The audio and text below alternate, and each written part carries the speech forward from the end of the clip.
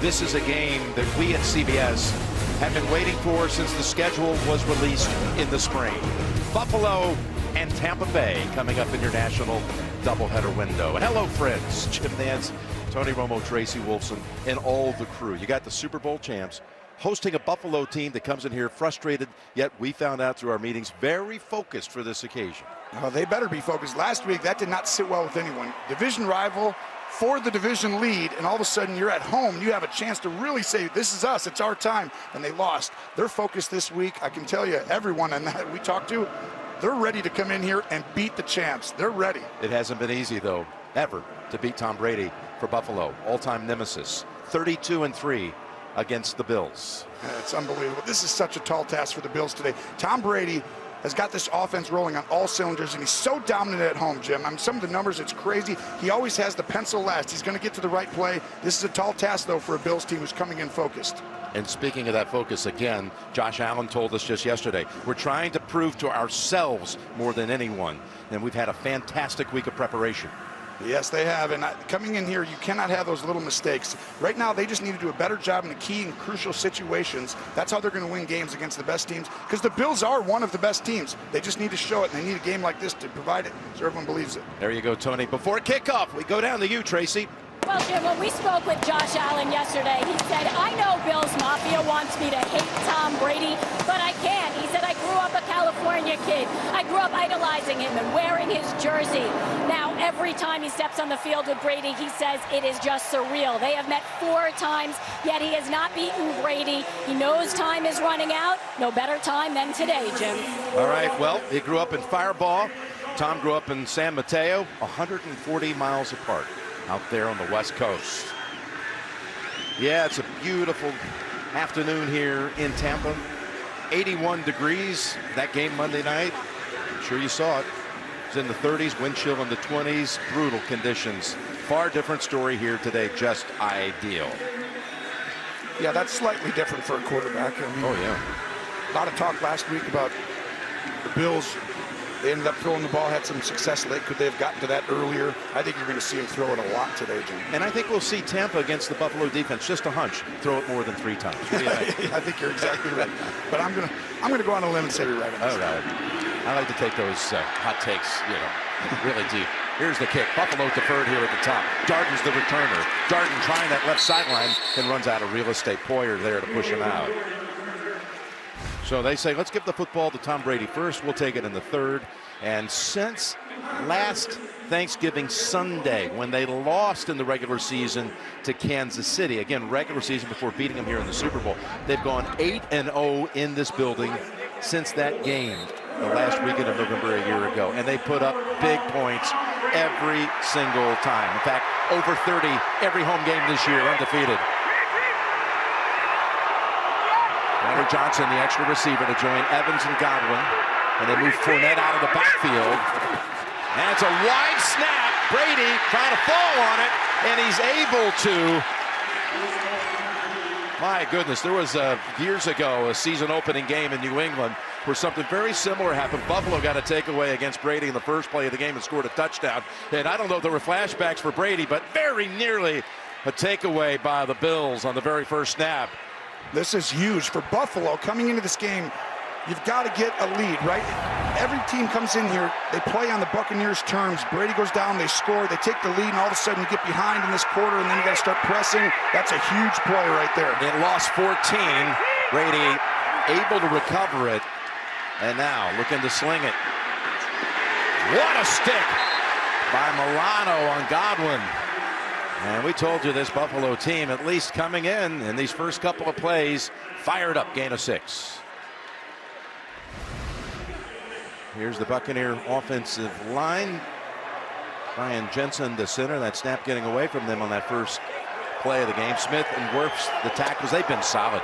Only 14 times in over 500 pass attempts has Brady this year been sacked. 3rd down, 3rd and 18. That Walker's out in front, and Godwin has stopped about 4 yards short.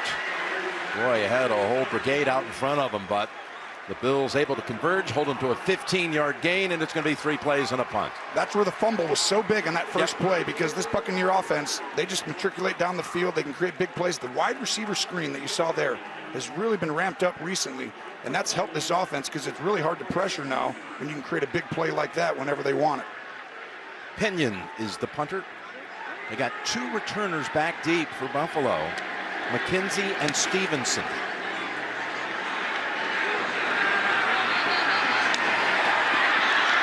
It's the rookie Stevenson, and he has 3 bucks on him right away, including Grant Stewart.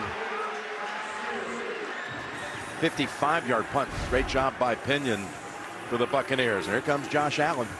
His numbers, again, they are just super. Over 3,000 yards passing, over 400 yards rushing. And again, his conference call with us yesterday telling us we're such a better team than this, what he called sort of a 7-game skid, whatever you want to call it. He said they've gone loss, win, loss, win, loss, win, loss. That's 3 and 4. Singletary, the starting running back. They have Moss inactive for the game, and they'll get it to Singletary right away. They only pick up a yard. That's Dean coming in on him quickly. The offense for the Bills. What are you looking for out of them today, Tony? Well, I think the biggest thing, you talked about this team being good. They're better than good. This team is really good. They just haven't won in a couple of the critical areas and critical points. And really, Josh Allen is having a fantastic year, but everyone sees a record. But Sean McDermott, this defense is phenomenal. You saw it in the first drive, Jim. This is strength versus strength. That defense versus Tampa Bay. But this offense is loaded, and you're going to see them change up a few things today. Here's a 2nd and 9. Got an open man at Singletary. He's got another catch. He's got a first down. The Bucs defense, Todd Bowles, just really good against the run. They came into the week just 1 yard more allowed than what the Ravens had. So they came in as the 2nd best rush defense. They've led the league the last 2 years. In the secondary with Murphy Bunting, Davis back up. It's been a mixed bag for them because of injuries this year. And they've got Whitehead inactive today because of a calf injury, the free safety. Todd Bowles done an incredible job with all the corners being out and being able to protect them. Different kind of blitzes you see here. 1st and 10. Pass batted incomplete. That was Adams coming up from the secondary, and he got a hand on it. Adams, 26, going to blitz off the edge, comes flying in. 2 guys, only 1 blocker. Got to navigate it right there. Josh just doesn't get it up high enough. At this point, Josh thinking, do I catch it? What do I do? Or let it go? Let it go. Let it go. That was the best decision. No doubt. Let it go. No fun catching your own passes when you're an NFL quarterback. No, it isn't. Not a good thing. Very few good things happen from that. 2nd and 10. 3 plays, all of them. The pass plays in the direction of Singletary. Pressure. No chance. Allen with 4 Buccaneers all over him, including Adams coming up again, along with Shaq Barrett. Josh Allen just gets fooled on the right side. You'll see the blitz coming off the edge. These 2 guys, watch how many guys can block them. Only 1 blocker, miscommunication. Really, that's a rookie right tackle there.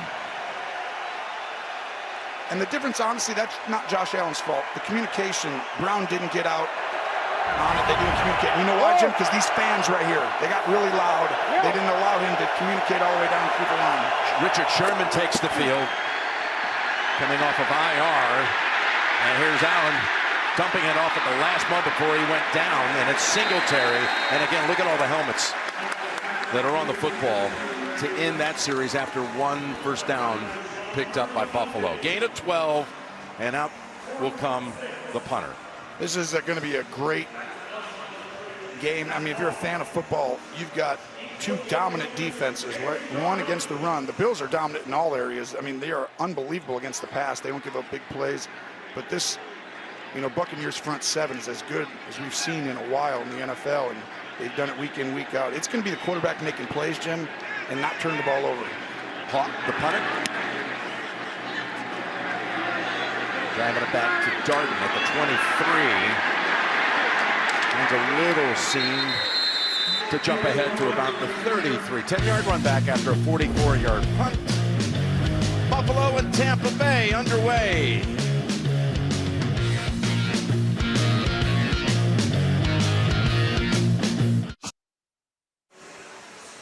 We're glad to see Taiwan Jones able to walk to the sideline, but it was a brutal shot to the side of the knee for the 11-year veteran, who's made quite a career of himself being an ultimate teammate, backup running back, but primarily special teamer.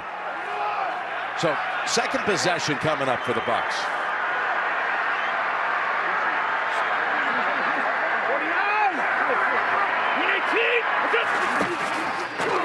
Fournette off that left side for about 4. The Buffalo defense has a lot of things going for it, Tony. Now we know that New England ran it 46 times against them Monday night. They allowed one big run, 222 yards total on those 46 carries. Been tough against the pass all year. This one complete to Mike Evans. It'll be 3rd and 2 coming up. Yeah, they're very stingy. They do a great job, and we're going to talk about the disguise of the defense. No one does it better than Sean McDermott and Leslie Frazier before the snap. Tom Brady loves to get to the right play, but so far in this game, like, see this no huddle? That's so that way they can't hide it, Jim. They did the same thing against Atlanta, and they hurt him last week.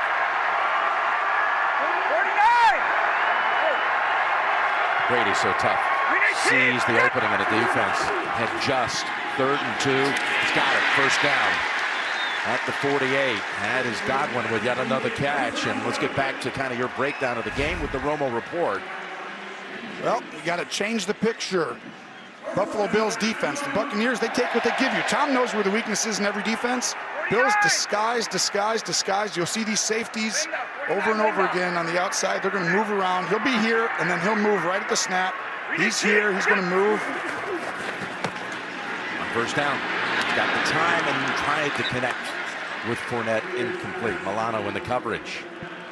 So a guy like Tom Brady basically is like the best coach on the field ever, right? Because he knows as much as any coach in the league on the offensive side of the ball, and he knows what your defense are trying. So he knows the weakness in cover 1, 3, 4. So all he needs to do is know what you're in, and then his eyes start there. And if you can disguise that, he may not be able to start his eyes in the right spot. And Leslie Frazier has a plan for that today. Here's a 2nd and 10. Takes a little something off of it, and they're going to have a flag as Evans was the target. And it's going to be against the Bills secondary at about the 42-yard line. Prior to the pass, holding, defense, number 21. 5-yard penalty, automatic, first down. Hoyer call on the hold. You had 24 right there. You see the hold, yeah. It's going to get called every time. And here's why Tom, he's looking for this safety. What's he doing? Because if he sees him come down, you run right over the top of him. Boom. The more you can disguise that, Jim, the later he'll get to that spot. That was on Johnson. And it's Fournette. Look at Fournette go. Hides the only guy that could stop him, but does not. Shoves him into the end zone. Touchdown, Tampa Bay. Well, you want to know what the problem with disguising the safeties, Jim? They're going to be late to fit in the gap. Now you have one less guy who's down there. You're trying not to give up the big plays in the run game. The weakness is the run. The weakness in disguise is the run defense, and you see right there, the problems still continue. The Colts, the Patriots, and now early in the game, very similar to the Patriots last week, the long run. How about a 47-yard run is what it is. Longest of the season by a bunch. 28 had been the long for Fournette before that one. That's the first rush touchdown for Tampa Bay of 30 yards or longer. Just any kind of rush, not just a touchdown. First 30-yard carry, just 47 to be exact, and a touchdown. Look at the Sunshine Skyway Bridge, and Leonard Fournette taking the bridge to the end zone. 47 yards, his longest run as a Buck. 67 yards. They take it in 5 plays.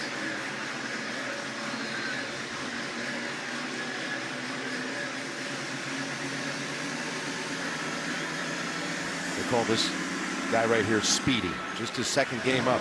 Marquez Stevenson, rookie drafted out of the University of Houston. Same thing that I call you. Yeah. It fits, you know, it fits. To help people affected by the tornadoes, the tragic tornadoes from Friday night into Saturday morning, the southern and Midwest tornadoes, you can help them by texting to 90999 to give $10 to the American Red Cross Southern and Midwest Tornado Relief Fund. Hearts go out to all the folks in that region of the country, Kentucky, Tennessee, Arkansas, just awful. Prayers going up for everyone. Here's a 1st and 10. Diggs, wide receiver screen, trying to get around Pierre-Paul. He's got a gain of about 6. Now, you discussed what you thought the Bucs would do against that Buffalo defense. Let's flip it now. What about the Bills on offense? Well, you see first down right there. I like throwing it early and often. They have a ton of weapons, and they need to get back to Diggs, Beasley, run this offense through there. Knox is a really great player. He's going to be phenomenal as he continues to grow up. And I feel like Josh Allen is having a great year. It's just one of those things where it's like they got to just be who they are. It's like sometimes they do a little too much. It's like they can almost simplify it, but throw it on first down. It's really hard to stop this team. They throw it every down. Rolling out, the blocker in front. There goes Allen. He's got the first down. The run over's a defender and out to the 44. He was running behind Mitch Morris, his center, and Spencer Brown, the right tackle, and picks up 14. And it's just, this is where their offensive coordinator does a great job, Brian Dable. He actually gets these designed runs from passing formations. Most people get in like running formations, right? Might use it. But this is just like, hey, they're going to throw the ball, and this was a huge point of emphasis for Tampa Bay this week. We got to stop this. They do it so well. It looks like a pass, and they just turn and run it, and they get 15, 20. Obviously, they didn't do it well enough. On first down, they go to Beasley this time. And he's got a pickup of about 4. And I love this because we're talking about one of the great, teams against the run 3 years in a row. Why do we keep trying to do that just to go in there and get 2-3 yards? Throw the ball. Those could be big plays. That's the same as a running play, but you have an opportunity to not go against their strength inside. The only rush so far for Buffalo was that design run play for Allen a moment ago that went for 14. A 2nd and 7.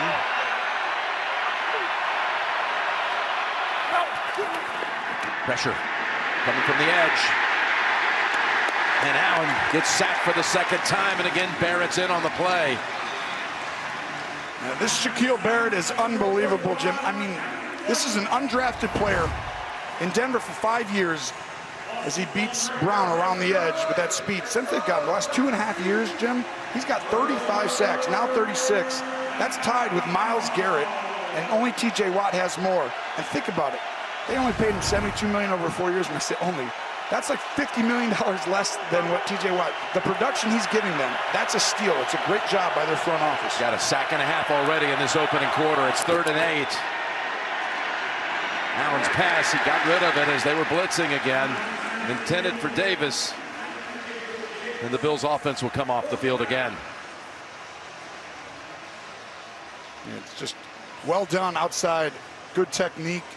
35 Dean, not allowing anyone to get on top, pushing them all the way to the sideline, throws behind, and those early hits kind of add up, as the game moves on for quarterbacks.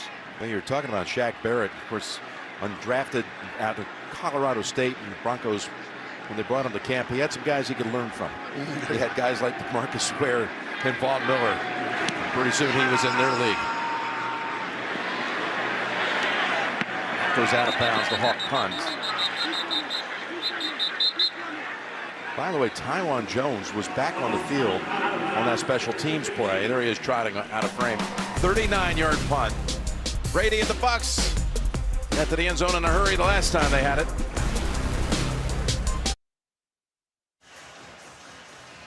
Welcome back to Raymond James Stadium here in Tampa, a city that's hosted 5 Super Bowls. We were in this perch earlier this year to see this guy win for the 7th time, February 7th. Super Bowl 55 as Fournette adds another 4. The Brady stats against the Bills, well, Most wins all-time by any quarterback versus any single opponent. 70 pass touchdowns. It's the third most all-time by a quarterback against a single opponent. The record is 72. Marino against the Jets and Tom against Miami. So he could break today if he had 3 by days in. A record that he shares at 72 with one of the legends of the game, another legend of the game. Here's a 2nd and 6. Do you think he gets one today, or you think it's tough?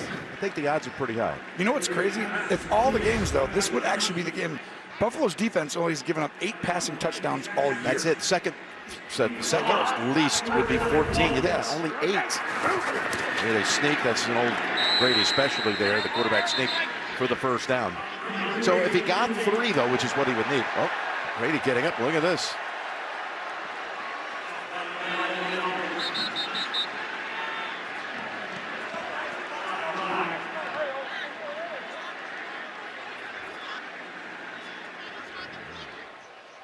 So I'm getting fired up early in this game. I don't see a flag on the field. I'm looking for one. I didn't like this at all. Oh, yeah. I think Hughes is the guy he wanted to be mad at, not Addison. No, it was actually Ed Oliver, not Oliver. 1st and 10.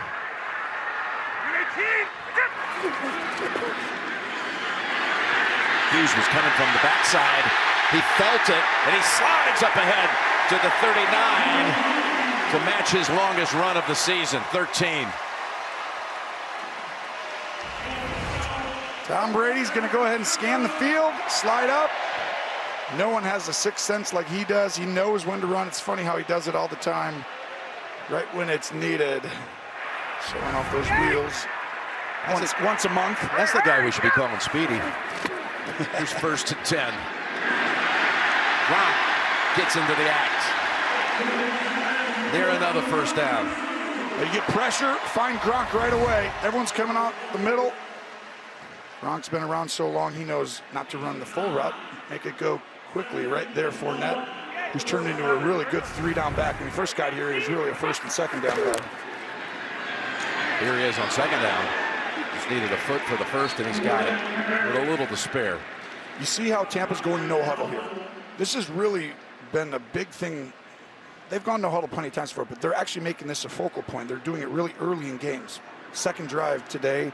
Same thing Atlanta last week. A little success in some of these teams trying to, hide it. But Byron Leftwich right there, done a great job morphing this team into who they are, and they're getting better and better if that's possible. Bring in Ronald Jones at running back for Fournette.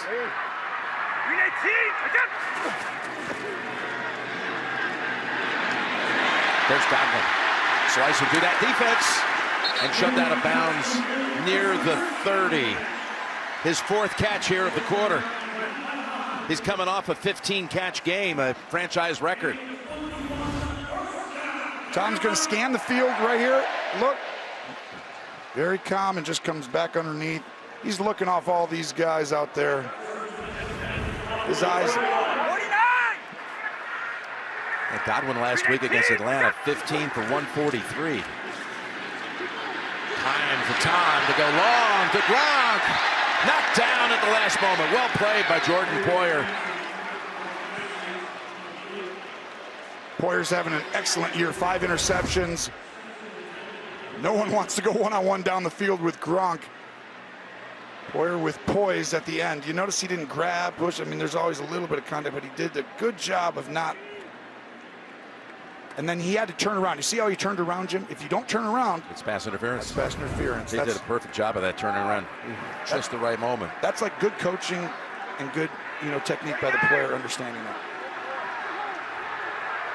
2nd and 10.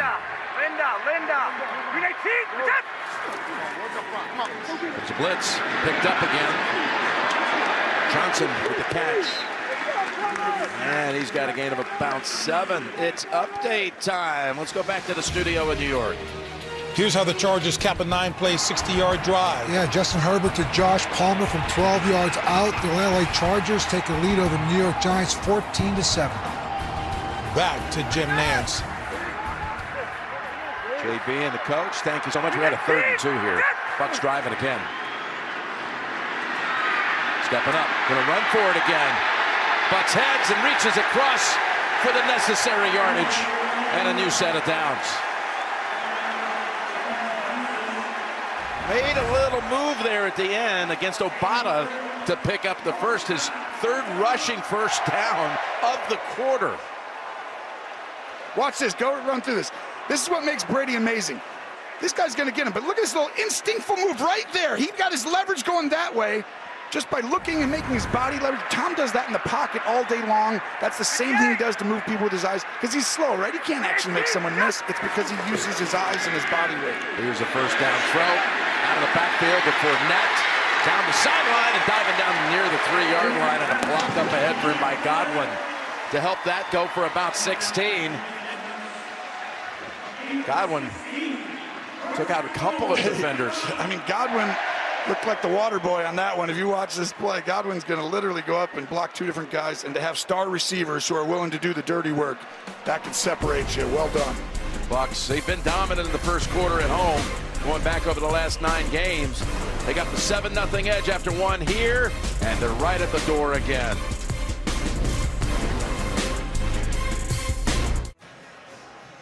First and goal to start the second quarter.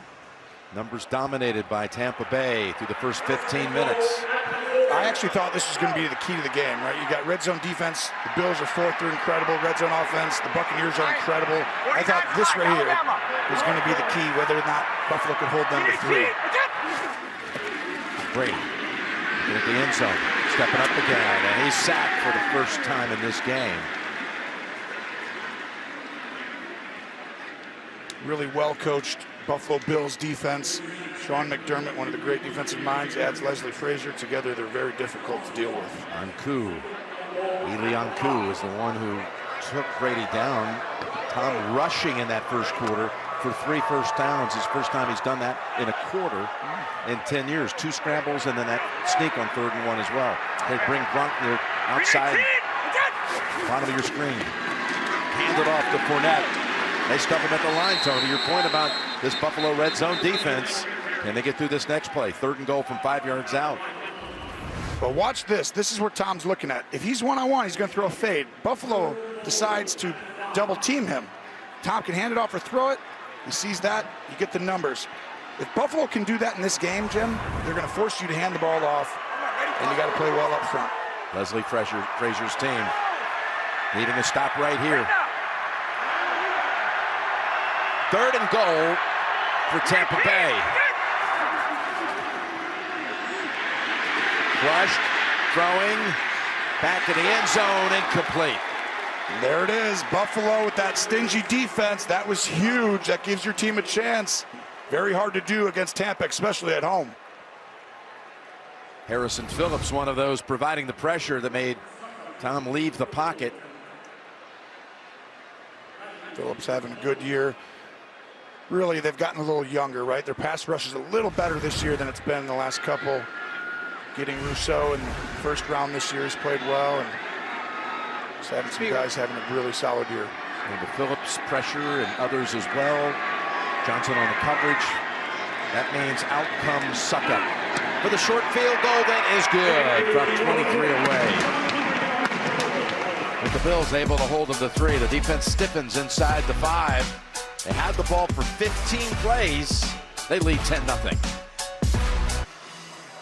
Tony, you saw something in that timeout that you really liked on the Buffalo sideline.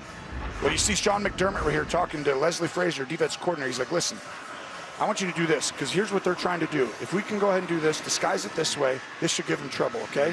So you get your linebackers coach, your DBs coach, you get everyone over there, you say, now you got to go to your guys and teach them this. So it's within their system, but they're going to go ahead and change a little bit about what they've been doing and try and make it a little bit different than their plan coming in. And that's what you got to do in this game. You got to adapt and adjust within the game. A lot of coaches wait till Monday and say we should have done. That's why I think Coach McDermott is really good.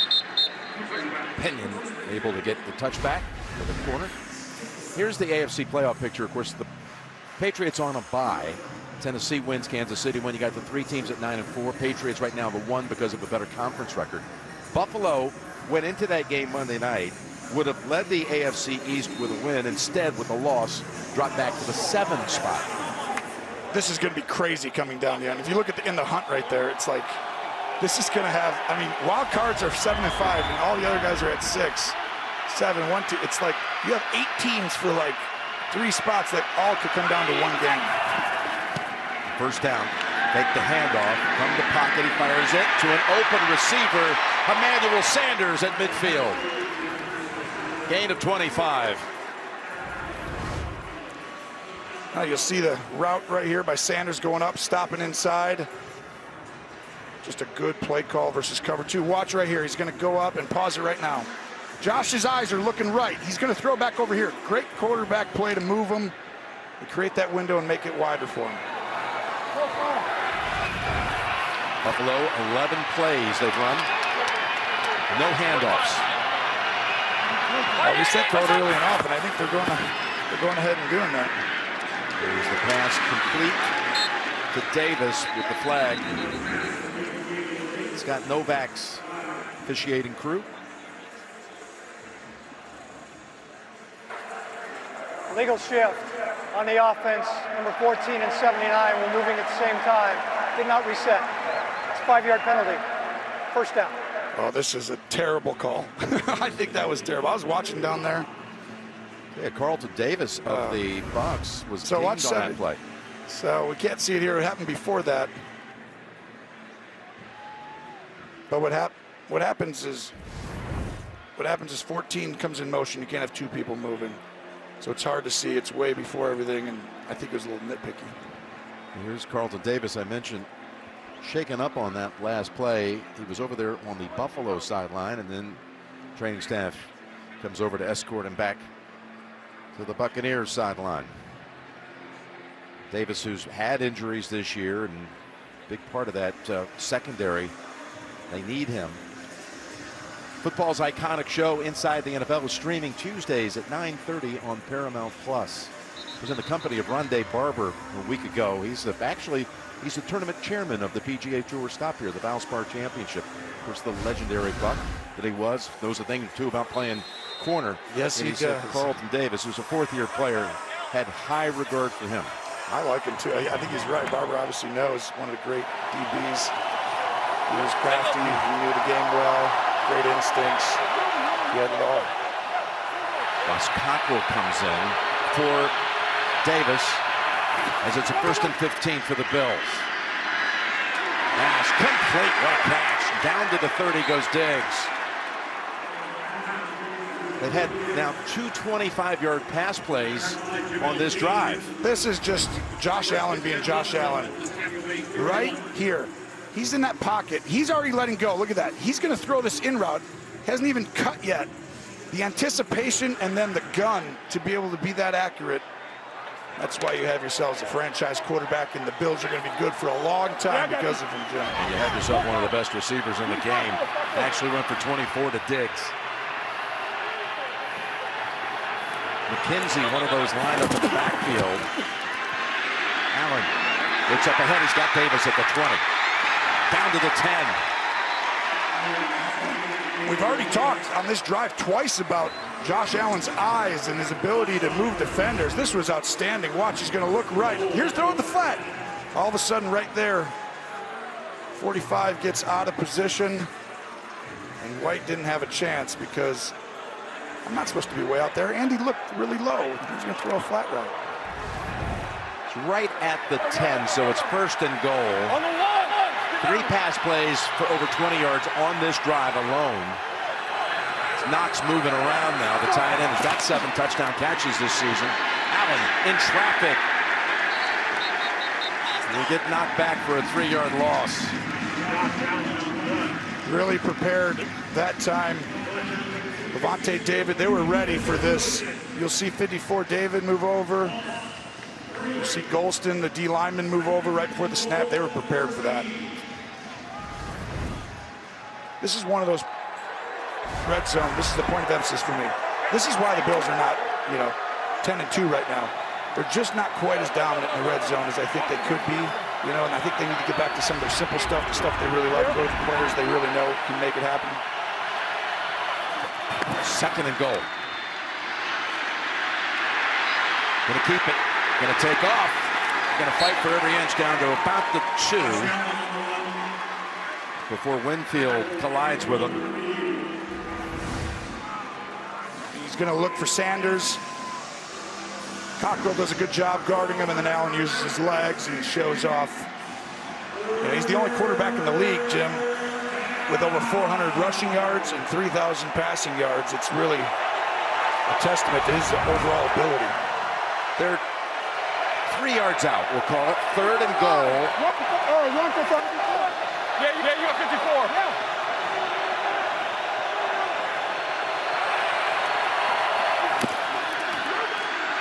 Across the middle and over the head of Davis. They're going to kick it. Going to put points on the board. Great call by Todd Bowles. You'll see 98. We're going to get a guy going right behind him. He's going to rush, right, Jim? He's going to rush. Nope, he backs out, and Josh Allen, that's a Todd Bowles special, and he's like, I can't believe, but that's what Todd Bowles does. Confuses you, makes you think something's there, it's wide open, but it's not.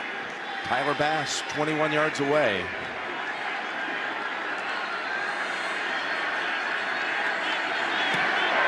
And the Bills put up 3. They got 3 big pass plays to get him down eventually to the 3-yard line before settling for a field goal.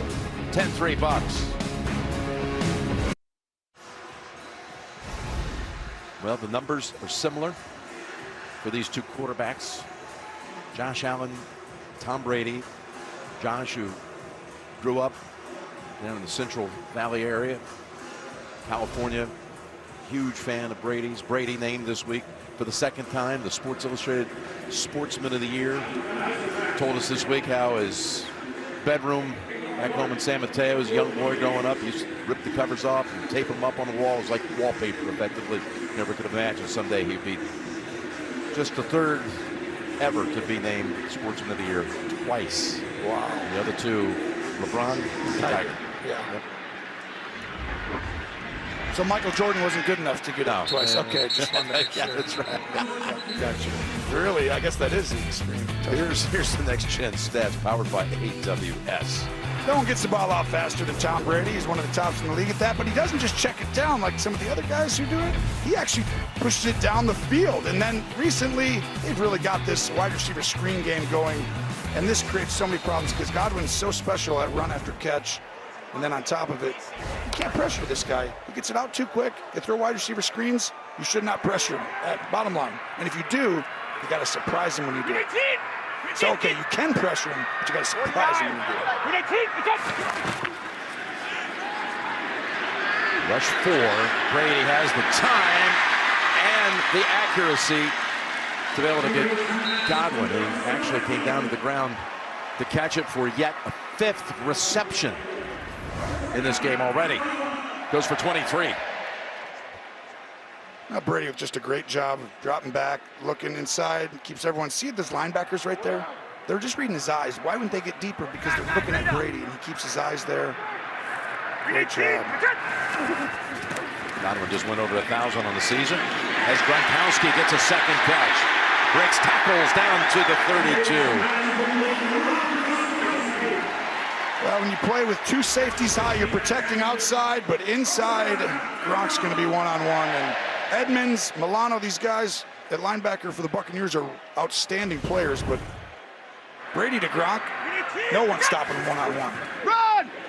Here's Fournette, who scored the game's only touchdown on a 47-yard burst. You were talking some of the statistical things you like when you were scouting Buffalo. They've given up coming in only 26 plays that went for 20 yards plus. That's the fewest in the league. They haven't been giving up big plays, 2 a game over 20 yards. They did allow a 47-yard touchdown in the first quarter. Yes, and this is like a strength versus strength, right? It's like this team doesn't give them up, this team creates them a ton. Something's going to give. 2nd and 5. And that's intended for Perriman. Ball just wide barely. Tom's a little upset because Perriman kind of took that angle a little bit too high. He wanted him to flatten down to the side, so it would have made a better angle for Tom.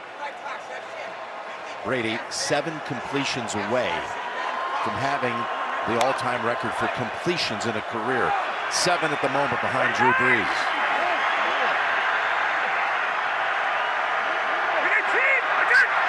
3rd and 5. And that's knocked away by Jackson, who is furious for the flag as he was trying to shut off Gronkowski from another catch. Yeah, and Jackson, I thought, did a really good job of Pass walling off. interference. Defense, number 30. Ball be placed as part of the foul. Automatic. First down. That left hand, you can't. If he wouldn't have grabbed with that left arm, put it over his shoulder, he would have been okay. That is pass interference. That's going to get called. He looks at the replay. He still doesn't see it, Tony. Well, it's the poise at the end, right? When the ball's in the air, you could see the receiver's eyes. They get big. It's coming in. Then you get nervous a little bit, like, oh, I don't want him to catch it. That's where the poise and the coaching comes in. You're like, nope, stay calm. I'm in position. He's got to do something crazy to catch this. It's an 11-yard penalty. Back in the red zone for the Bucs. And out of the backfield, Fournette. And that's Jackson, who just got flagged, coming up and chopping Fournette after a pickup of about 5. 2nd and 5 coming up from the 13. Boy, has Fournette come on. Pickup last season, start here in the Super Bowl against Kansas City, had a big game. Big game Lenny, they call him. And he has. I mean, you put him in some situations, he knows how to step up. Had a 4-touchdown game recently against the Colts. Already got the touchdown today.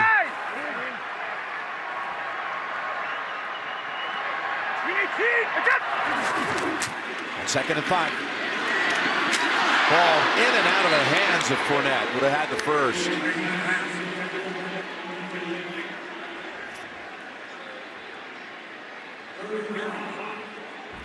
The ball just comes up on, this is Brady looking high, comes down underneath.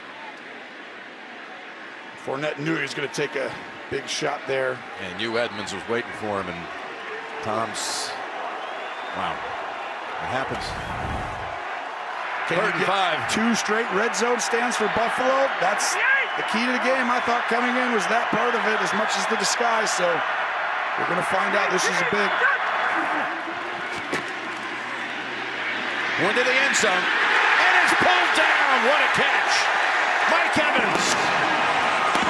Oh my goodness. He just rose the ladder and went up over. And Micah Hyde, who's having an outstanding year this year as well. These safeties are really tough to go against. Had a perfect angle, but this ball, only someone like Brady and Evans can this actually be caught. Brady takes a shot right when he throws it and still puts it 1 inch, 2 inches over Hyde's hands where only Evans could get it. Oh, how do you defend that? I mean, that was like getting a stop, but sorry, that was Evans and Brady. And Mike Evans now with 9 touchdowns in the last 5 home games. That's 699, by the way, for Tom, all-time, regular and post.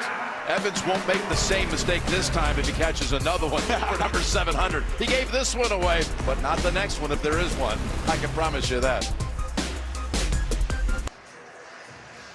So, 13 yards to number 13. Jim, that Tom, since he's joined the Bucs, has 53 touchdowns and no interceptions in the red zone. I mean, that is an absurd stat. Since he's been here, 53 touchdowns, no picks that doesn't include in the red zone. What about postseason, too? Oh, yeah. 60 touchdowns and no picks. That's a quarterback you should go get. Stevenson.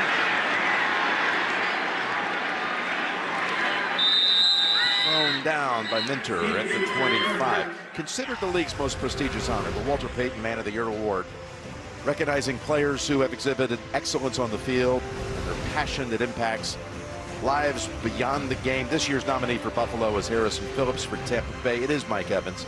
The NFL Man of the Year will be announced Super Bowl week at NFL Honors Thursday, February 10th. You can learn about all of this year's nominees by visiting NFL.com/Man of the Year. Well done, Phillips and Evans. Do so much in their communities.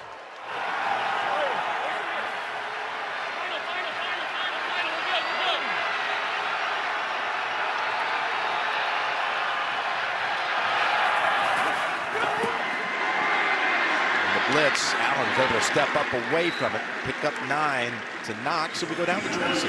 Well, Jim, this is the 3rd straight year Mike Evans is nominated for the Walter Payton Man of the Year award, and no surprise with all he does for his community and for his hometown of Galveston, Texas, through the Mike Evans Family Foundation, and that includes donations to the Ball High basketball team, which he played on.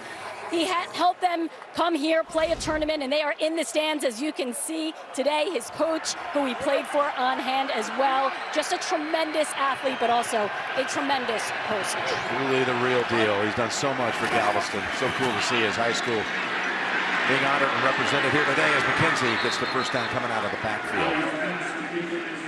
Yeah, you see Carlton Davis there back on the field for the Bucks. They checked to see if there was any kind of head injury. Went through the protocols on the sideline. He checked out fine. He's back in.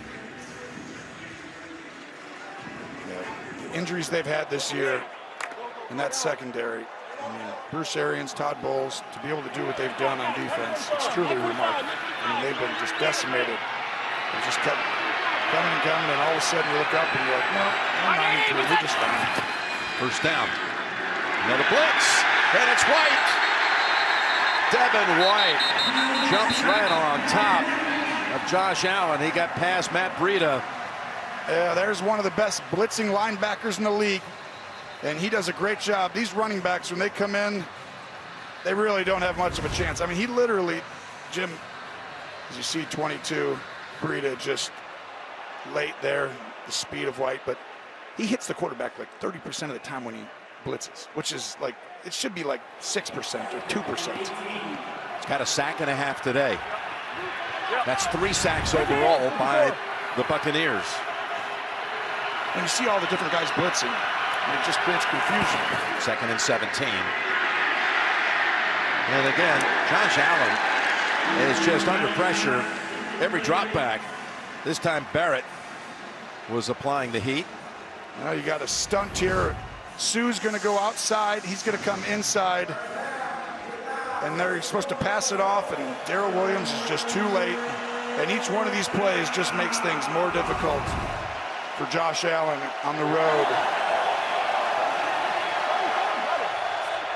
Cinco. One guy's getting time, the other one's not today. We're out there. Big difference. I'm with you. 3rd and 17.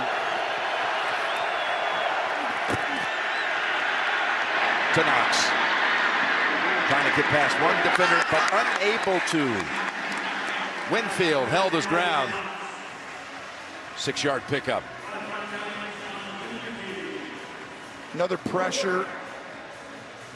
You got to throw into it because they're going to break you down, and they kind of rally and tackle, and they've been doing that. That's protecting the secondary. And these guys keep getting healthy for Tampa. I mean, Jim, if you have to go through Tampa, come down here in the playoffs, if they're the 1 seed, it's going to be really difficult for anyone. I mean, the 1 seed this year is huge. On both sides, both conferences. Yes. Right now they're in the mix with Arizona on top, Green Bay and Tampa Bay.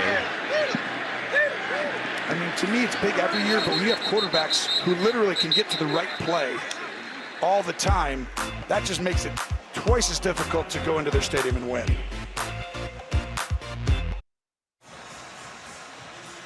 Well, here's a guy with split allegiances as far as teams, but one player, Savin. It's usually like parents that do that for their 2 sons, right? And they're going to a game. It's like, okay, I love you both the same. First down.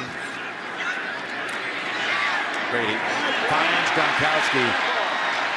Milano falls on some fellow defenders to help end it at about the 45. Pick up a 16. Gronk now 3 for 43.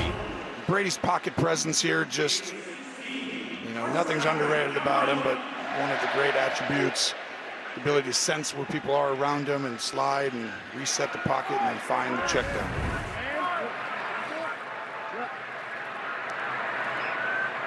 Bucks have scored on the last 3 drives as Fournette runs into a wall, loses a yard. We were talking about the top of the NFC standings as far as the playoff picture. There's Arizona at 1, Green Bay 2. Again, conference record could be in the end a tiebreaker right now, conference record, Arizona and Green Bay have 2 losses.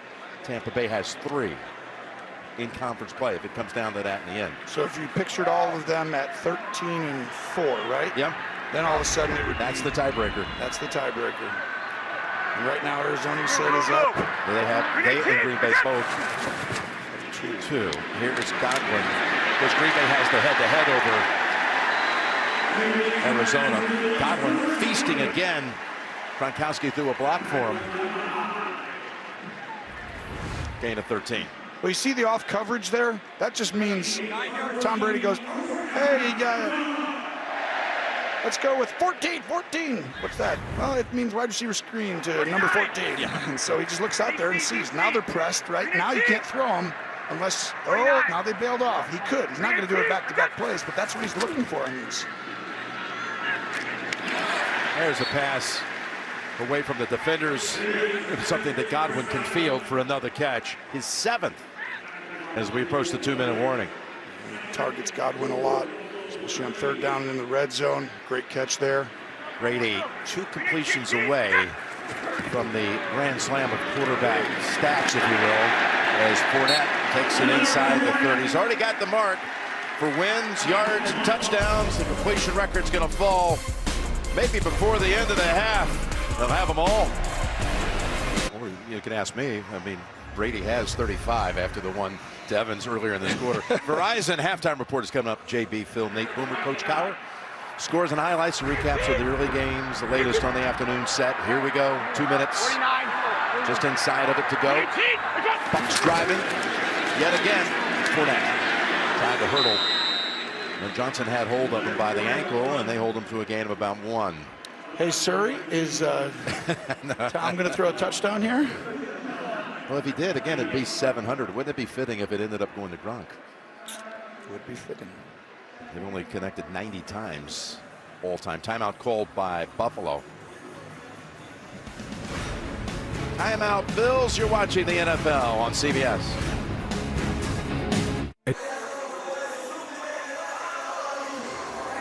Back with 1:51 to go in the half.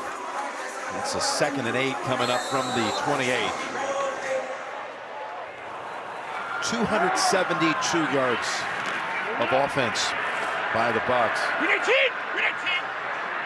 49. We need team. It's Gronk. And that's Edmonds able to tackle alone, which is a rarity in this league. Yeah, this is sound defense right here. Johnson takes the outside leverage, forces him back inside. Edmonds comes flying in. We'll be back in 30 seconds. Timeout Buffalo. After this from Progressive Insurance. So the Bills, who will receive the 3rd quarter kick, have used a couple of timeouts here trying to see if they get a chance to have the football in the closing seconds, 1.5 minutes of the first half. Got a 3rd and 3 here for the Bucs. Bernard is the running back. 49.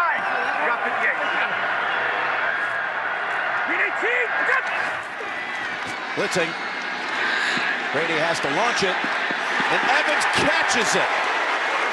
How about that pass play? Down to the 2. I don't think you want to know how early Tom Brady threw this ball. He's got the completion record, career, with that one. Look at the feet they're in. He's got the completion record. There it is. Goes for 20 yards.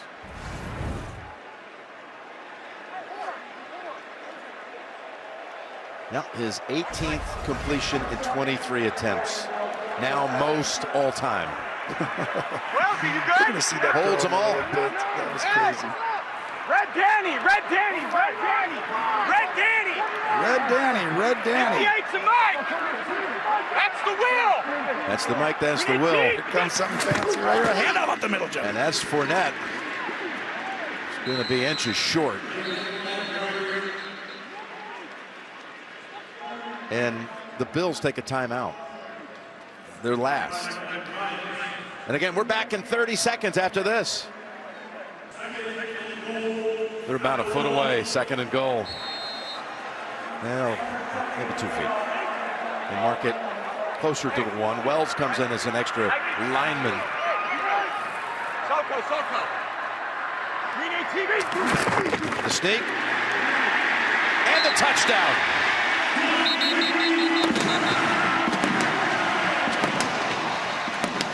Oh, whoa. The second time on a sneak. There's been a scuffle after. Well, you knew Buffalo was coming in with a little chip on their shoulder. Right now, Tampa's just out-executed, won the line of scrimmage. They've blitzed and created a lot of pressure. Brady's handled his side. But this is why I think home field advantage matters so much, because he's able to get to the right play. But watch this at the end here. I think you're going to see the chippiness right there. Tom's getting upset because sometimes you get that late shot on somebody down in there that no one sees. Right there. And one more too, just a little shove at the end, but he's got a touchdown, and he's done some things by running the football in this game today. Yeah, well, right down inside there, they try and knock the ball out, right, with their fist and everything. And sometimes they catch you a little too low. If you miss. But sometimes it can be a Swing and a miss. Suck up. I say he's running the football. That goes as a first down and a touchdown. That's 4 first downs. The rush touchdown for Brady, his second of the season. And the lead now swells to 21.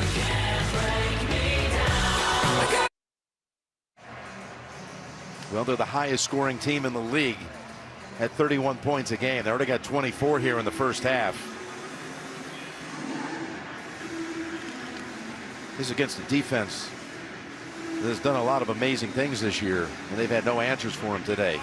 299 yards posted by Tampa Bay in this first half. Jim, we've done, this is our third game at Tampa this year, and every one has kind of gone this exact way down here. Well, you know what, actually, if you want to say this year, we'll go back to February 7th. This is the 4th game. They've all been blowout wins. Kansas City. Well, here's part of the reason why. You have a guy who could throw a ball before anyone looks, under extreme pressure, and float it with perfect trajectory, so he could literally see an angle and a possibility. Oh, Jackson Smith, our guy here. He stood in there and took the hit. Look at this. This is how it looked from his angle. And with an ice bag. Right there. Jackson going to get a little treatment. He'll be back. Well done to stay in and take the hit, like you said. Yeah, no kids. We were from Kansas City, Miami, and Chicago. Now Buffalo. And the Bills get it to Beasley. Picks up 11. They have no timeouts. They tried to do just this. Take those timeouts on defense to be given the chance to put something up other than just a field goal before the intermission. And I love this. Flags out. Might be offside against the Bucs. Yeah, it will be. It'll be offsides, but this is a monster drive. Buffalo gets the ball. This is not, it feels like it's crazy. Defense, number 58. 5-yard penalty. First down. Verizon halftime reports coming up. JB, Phil, Nate, Boomer, Coach Cowher, all the scores and highlights. San Francisco, Cincy, what's going on in that game? 49ers leading in the last minute of the first half of that one. All that coming up. Verizon halftime report. This drive right here, I mean, if you go down and score a touchdown, 24-10, you get the ball back. Yeah. Technically, you could still, it just becomes an enormous point in the game right here. Off the first penalty of the game against Tampa Bay, Allen able to unload it. Was that picked? Right off the ground. It is an interception, and it's Richard Sherman in his return game with his 37th career pick. That's the most for an active player in the league, Richard Sherman. Well, I think from up here it looked like it's going to stand. Let's see, though, because it was hard to tell. That's an interception, Jim. Hands are under it. Sherman, one of the great ball-hawking corners in the league, but it really starts up front. Brown is having a really tough day, and Barrett has really made life miserable for Josh Allen today, and wow, Buffalo has not gotten overwhelmed like this in quite some time. Their losses have been close losses. Well, they're good. They're a really good, well-coached football team. But this is a different animal, Tampa, right? It's the Super Bowl chance for a reason, and they've gotten better. They know the system. It's why Brady could throw that ball to a guy, because now he's worked with him so long, he could sense where he's going to go 10 steps before he does it. 49. We need team. O.J. Howard in the game for Tampa Bay. Brady felt the pressure and took the incompletion.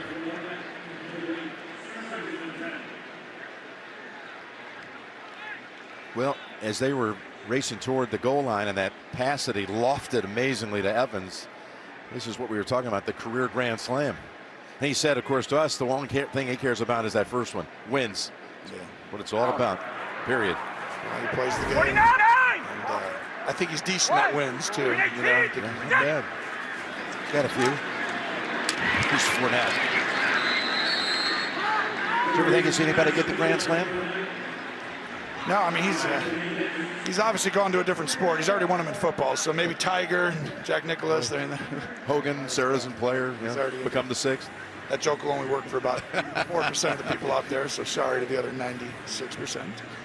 But when you're hitting balls, you're dreaming the same thing. So, 3rd and 5 will be coming up. To me, those two plays you just watched is a microcosm, a different way. The Bills get good pressure on first down, and he throws it away. Bruce Arians has done a phenomenal job getting this team, but he throws the ball away right on first down, doesn't get a sack, doesn't make it a minus space. They blitz him on 2nd down. He just gets the ball out right to where the pressure's coming. He sees it coming. Now it's 3rd and 5. So if they go ahead and score on this drive at all or get a first down, no one ever remembers to throw away on first down instead of taking the sack. Just because he could feel himself, and that was the right decision and the right play at the right time. Alert, alert! Brings back There's Bernard. Hawaiian! Alert! Hawaii! Hawaii, you're up 58. Directing traffic before the snap. Here they come. Incomplete. And Brady threw this one just a touch early. This is actually going to be on him because he had him open. Godwin was just starting to change direction. That might be the only throw that I think Brady. Got Giovanni Bernard, who Tom was very excited about signing in the offseason to be an option in the pass game. He's caught 22 balls on the season. He's been a nice addition.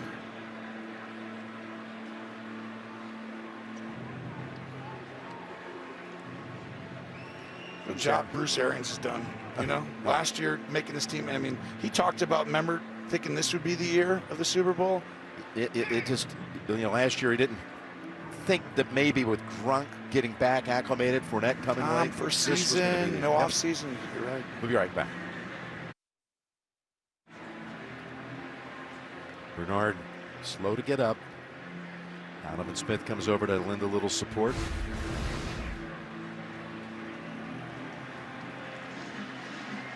This is a guy that Brady will want to have for sure come the postseason. He's really high on him getting acclimated, and you were saying this as we're going to the break, how Bruce Arians told us in our meeting this week that this was supposed to be the year. And, you know, building a defense, getting everybody kind of adjusted to one another. And lo and behold, they win that Super Bowl the first year together, this whole group. And he talked about, he knows how hard it was to go on the road and do that, right? That's just a rare thing. It happens every once in a blue moon, but it happened, and they've just improved and gotten better. And that's a testament to him, you know, keeping these guys in it. Because sometimes when you have some success, some teams, you know, take a break. They haven't. And really well done. Pinion with his second punt. His first one's 55 yards. Of course, trying to knock this one somewhere close to the 10, but it went out of bounds a little early. Actually, just to the 20. So just a 20-yard exchange, and they'll have to take Bernard to the locker room on the cart. So Josh Allen, 40 seconds, no timeouts. How about they've not had a running back carry the football? It's been 30 years since a team did not have a rush by a running back in the first half of a game. The only rushes have been by Josh Allen. 3 carries, 3 running plays for 21 yards. They get a 4th carry. To me, though, these are rushes, Jim. Yeah, but without a running back touching the football in the running game, it hasn't happened in the league in a game in 30 years. That is crazy. What a great job here, though. Another design run. You think it's going to be a pass, right? Because it's an empty formation after the motion. But really the key, they're 0 for 4 on third down. They haven't been able to extend any drives. The other team's keeping the ball, going down the field, scoring. And that's just been, too many sacks. This is once again, they're still in a position to get points here. Yeah, that 22-yard run actually gave him a chance to do something. It's the fourth play for the Bills that went over 20 yards in this game. But no timeouts. And here they come. Looking down, and Diggs was all turned around. Didn't know where it was. Well, he held him on the play. That got away. You'll see Davis. I think he grabbed his back when I was watching down there. Watch him hold that jersey right there. You see the bottom? That usually, you tuck the jersey, it's automatic normally. Yeah. Sometimes it's like a perfect angle where like somebody who's looking in that can't see Just it. didn't see it, got blocked. But that was a miss right there. That would have helped Buffalo. Now with 28 seconds.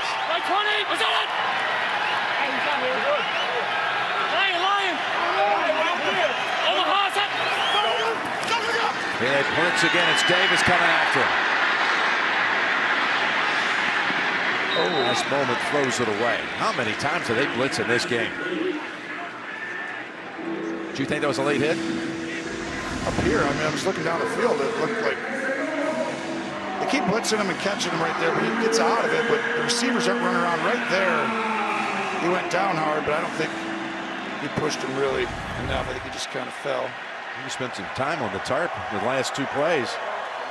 Well, the pressure package right now, this first half, has been outstanding by Todd Bowles. He's consistently confused, this offensive system right now, and he's confused the offensive lineman. He's gotten Josh Allen once or twice. It's just the receiver didn't look once.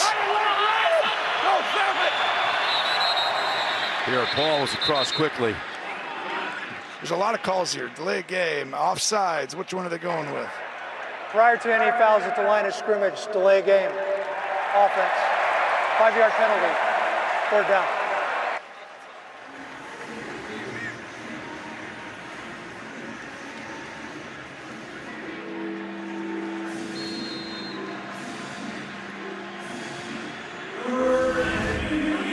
Here you go, right there. He jumps off sides, but they're saying the clock got to 0 right before that, which is smart by the ball, right? If it's going to go 1-0, you should just go. He was timing it.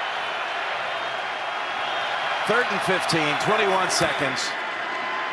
Rushing only 3. Fourth coming up. It's White. Gets it away, but out of bounds. That was Diggs. That was a rocket. And now they'll bring out Hawk.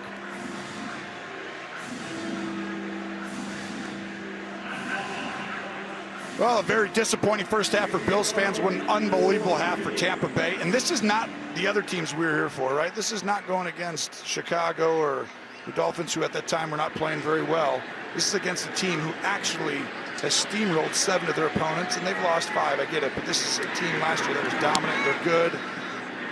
Impressive what Tampa Bay just did in this half. Over 300 yards of offense in the half. Hawks going to have a nice punt here to put on the ledger. With 1 second to go, 61 yards. And Todd Bowles telling us this week his team is defined by its grit and toughness. We've seen that. You look at what he does as far as the scheme and some of the influences in his career. Mike Nolan, Mike Zimmer, Coach Fazio, Chuck Pagano. I think he's the next head coach right there you should be looking for. Todd Bowles has already been it, but I thought he did a really good job, when he was with the Jets. And now I think you're looking at a guy who's very prepared, very well. Like, he just does a great job with his communication, and his scheme is difficult to deal with. He's going to be successful wherever he's at. He's going to get a job, I think, next year. Sometimes it's difficult after you just had one, for teams to get, but you gotta understand he's too good, honestly. Sometimes that second go around too is a big different story. Yeah, a guy named Bill Belichick had a second go around, didn't he? That worked out all right. Yeah. Bruce Arians, Todd Bowles, Tom Brady. The Buccaneers dominant in the first half. Fifth straight home game, leading by at least 20. How about that? 24-3. Halftime is next after these first half highlights from Verizon and a word from your local station.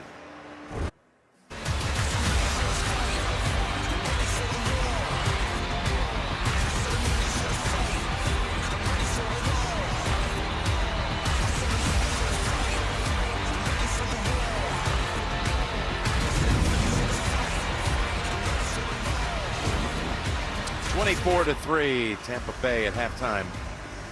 Bills about to receive the second half kick. This season, Crown Royal is supporting the small places that make game day big. Join us to unlock your support at kickoffwithcrown.com. The Bills, Tony, the only team in the league that has not allowed 400 yards by an opponent all season long in any game. They gave up 303 yards in the first half. I think that's going away. I think that it's just been really impressive with what Tampa Bay's done. I mean, they've imposed their will, but not just with the blitzes. It's like their stunts up front. They've called a perfect game on defense, and offensively, they've been so efficient. I mean, this is why I really believe this year it's going to be so difficult to go through Tampa Bay with the way they can play at home, because their blitzes are hard to see, and Tom Brady's unbelievable, you know, having the pencil out in the last swipe at it. He's going to get to the right play. Yeah, so can't stop them. Meantime, they can't stop the blitz and the pass rush. Under siege, as you heard Coach Power say, clearly the more physical team is Tampa Bay, as you heard Phil say from the studio. And let's go to Tracy. What did you hear at halftime, Trace? Well, Sean McDermott just struggling for the right words, very emotional in terms of trying to describe that first half as they were getting beat at the line of scrimmage on both sides of the ball. He said offensively they will change some things up, but Josh Allen needs to get the ball out quickly. He said defensively they are just playing into Brady's hands. They need to win on the early downs and get some pressure on him. And then a few injury notes. Emmanuel Sanders out for the game with a knee injury. Gio Bernard and Jamel Dean, who's dealing with an illness, they are both out as well. Bernard has a hip injury, Jim. Okay, here's Allen on first down. Thank you, Tracy. Goes to Davis, who will see more snaps now with Sanders done for the game. And here's the quarterback look. That late first half pick thrown by Allen, who just never had time to breathe in that first half. Meanwhile, Brady throws for a score, runs for another. And part of that is getting the ball out quick. Sean McDermott, Tracy just told us right there, it's a great job, because that's what I believe is the only way they can come back here. The pressure has been too much. Even when they don't blitz, it's been too much. It's overwhelmed this offensive line. So your plays need to call plays that actually, like, oh, they're blitzing on every play. That'll give you a chance. Again, it's a peak. And it goes for just a yard for Allen, running in the arms of Levante David.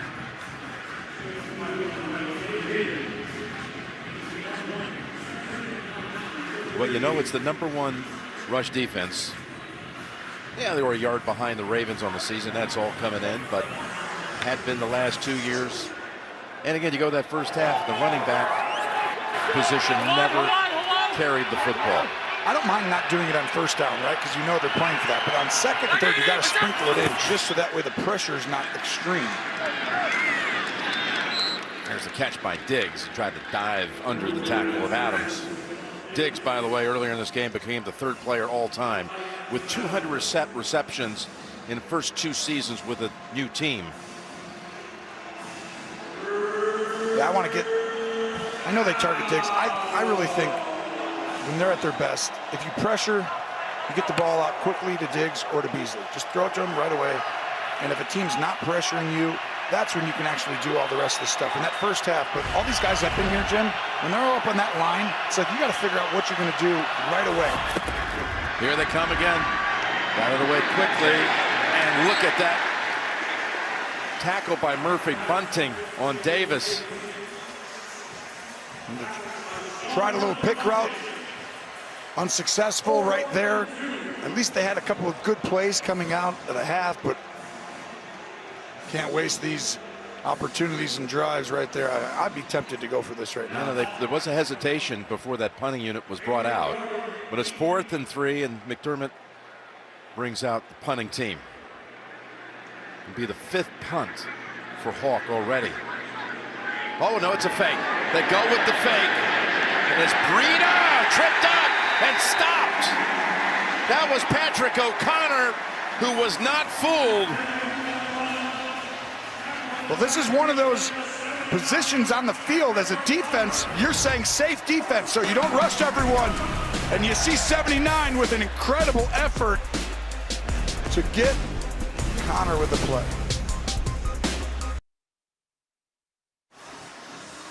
So you're Tom Brady, you got the big lead, you got a short field for your first drive of the second half.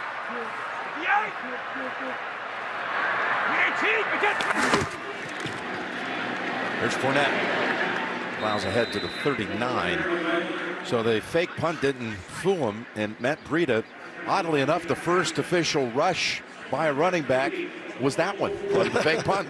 Good one there. You're talking about Brady here in the second half. They're going to stick with what they do. You see how they just got up on the ball again? It's not going to be, they're not one of these teams. And Tom's not one of the quarterbacks who's like, okay, now we got to just do nothing but beat clock.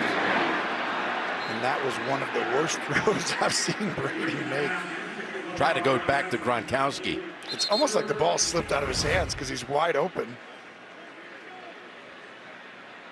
Of course, Gronkowski grew up in the Buffalo area. Great interview with Boomer on the NFL Today. Getting some more background on those days when he was living in Buffalo and living and dying with the Bills as a young lad and pretending out in the yard with the family, always playing the role of Eric Moulds. He outgrew Moulds' position a little bit. Yeah. I think they're playing the role of the kids now, Rob Gronkowski. 3rd and 8. They go to Brate now, Cameron Brate. He's about 2 yards short of the first where they'll spot it. Pick up a 7. And they'll go for it. They're going to bring Gronkowski back into the huddle.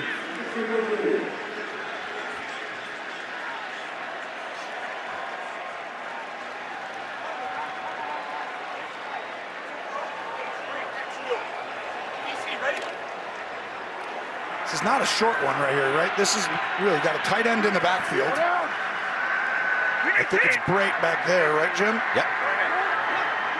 Now in motion, you see man or zone. Ooh, zone. Come up the middle, throw it right away. Ball bounced up into the air, and it's still tipped, and almost able to get to it in time was Micah Hyde, incomplete. Well, this ball's tipped by Edmonds, who's blitzing and saves. There's a flag in the secondary here, Tony. Well, the ball's tipped, so you can't really have a flag, right, Jim? If you pass interfere someone, which they probably called, but there shouldn't be because the ball's tipped.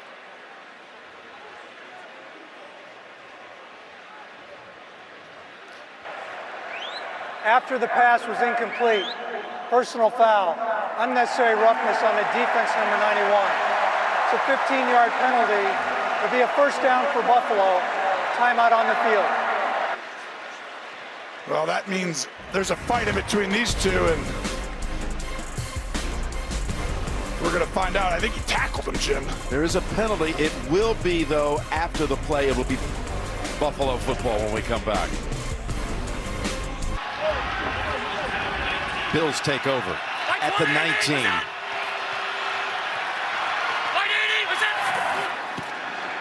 Here's a carry by Singletary. Look at this run all the way out to the 48. Well, this is why running the ball is good. They've used this pressure multiple times today. 2 guys off the edge. Pause that right there. Boom, off the edge. They come off, and you see this hole. He's going to go up and cut back. But because they pressured off the edge there, Jim, you're able to just send him by. He can't come in and fit a gap. Great start for Buffalo. And how about if that interception, Poyer would have made it, it would have been called back. Called back. Mitch Morris with a great block on that last play. Here's Diggs. Able to get it down to the Tampa Bay 39ers. Ed Oliver taking on Ryan Jensen. Right down there. So watch. Ed picks up Jensen and tries to, what do we call it? Double leg takedown. Yeah, it's a wrestling move. Pins him. Got a friend named Andy who's big into wrestling. So he's actually doing great in wrestling. 2 good plays by the Bills to start this drive from their 19 to the 39 of Tampa. And Allen seeing Devin White coming after him again. Just throws it incomplete. I like the Bills. I mean, this is starting to make me think they're having a chance. That's a screen, and it's a good job throwing it in the dirt because really Tampa Bay was just prepared for it, and one guy wasn't fooled. But they're trying to get the ball out quick now. They ran the ball against a pressure like you can be prepared for since they've run it 4 or 5 times. Good start to the half.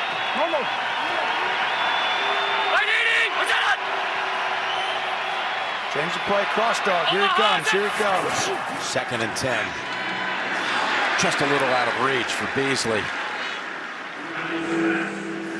When you've been pressured as much as Josh Allen has today, Tony, how much after a while does it just change the way that you feel a flow as a quarterback?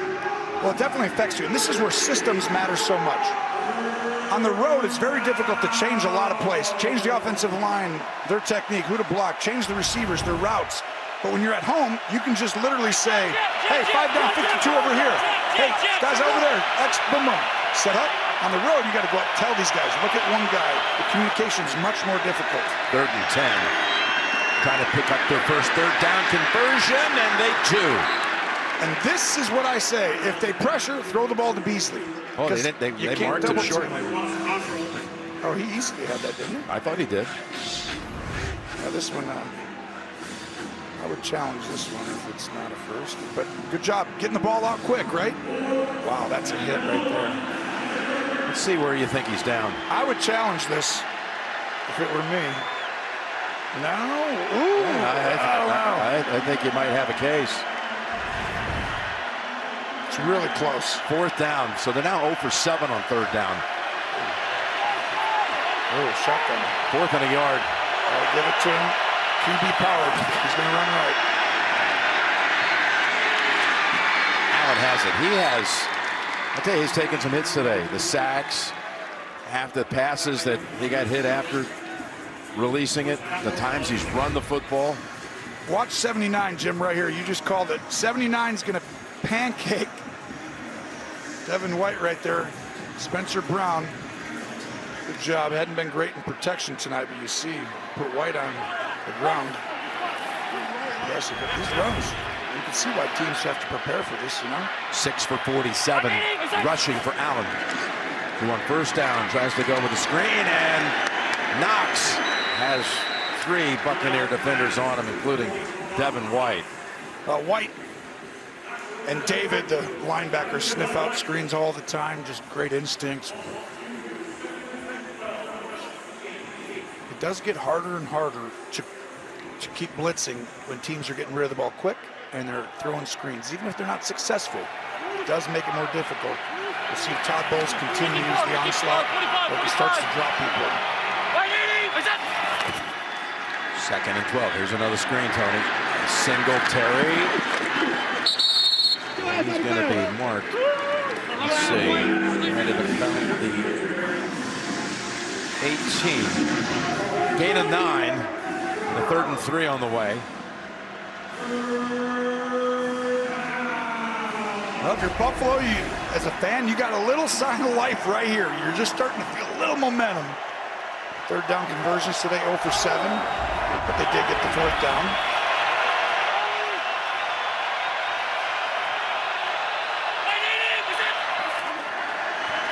Allen keeps it again. There's room there. Allen to the end zone. And Buffalo has his first touchdown. Well, you see just the emotion of Allen right there. Nothing went right in the first half.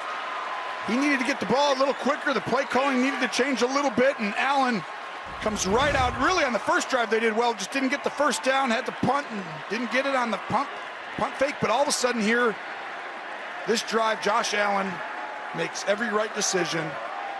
Got the ball out fast. Oh, this is not over. Now this drive becomes big the other way. Here's Bass for the extra point. That's a 66-yard drive in 9 plays. And the kick is good. Halfway through the 3rd quarter. And the Bills post a touchdown. Josh Allen picked up a big 4th down and then gets the touchdown.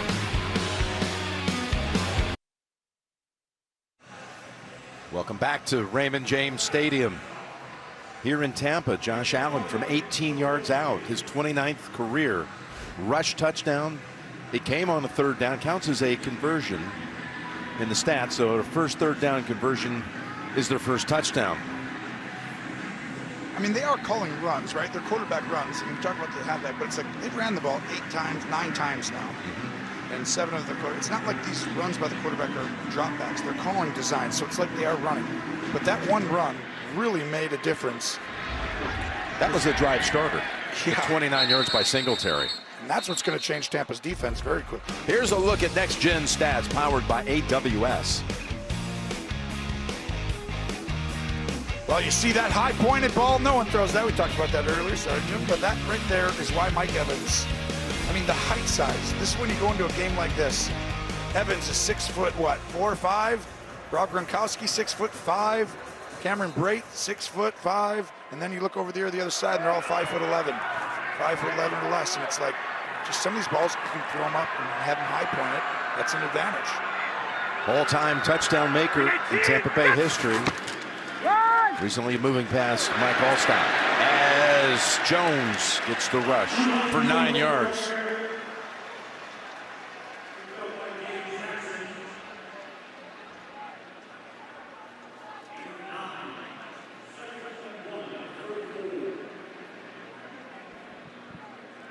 You talk about trying to defend this offense, and you just got the impression, talking to Tom last night on the phone in our production meeting, they realize that they're harder to defend.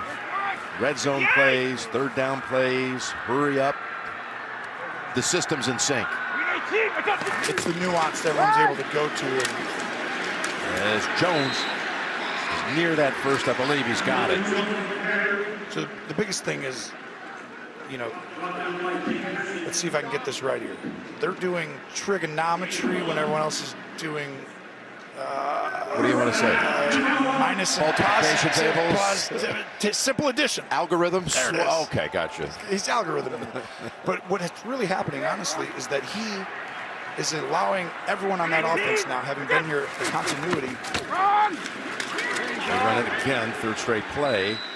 The continuity of this, Jim, it allows them to know what Tom is thinking, so that when he gets to stuff, the communication is so much faster.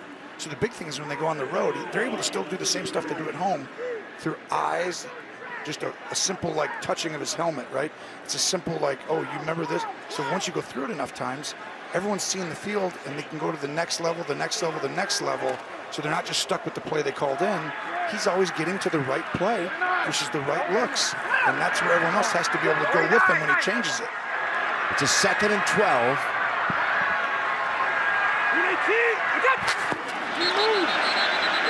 That's Addison jumping. And it's going to be against Buffalo. Offside. Defense, number 97, unimpeded to the quarterback. 5-yard penalty. 2nd down.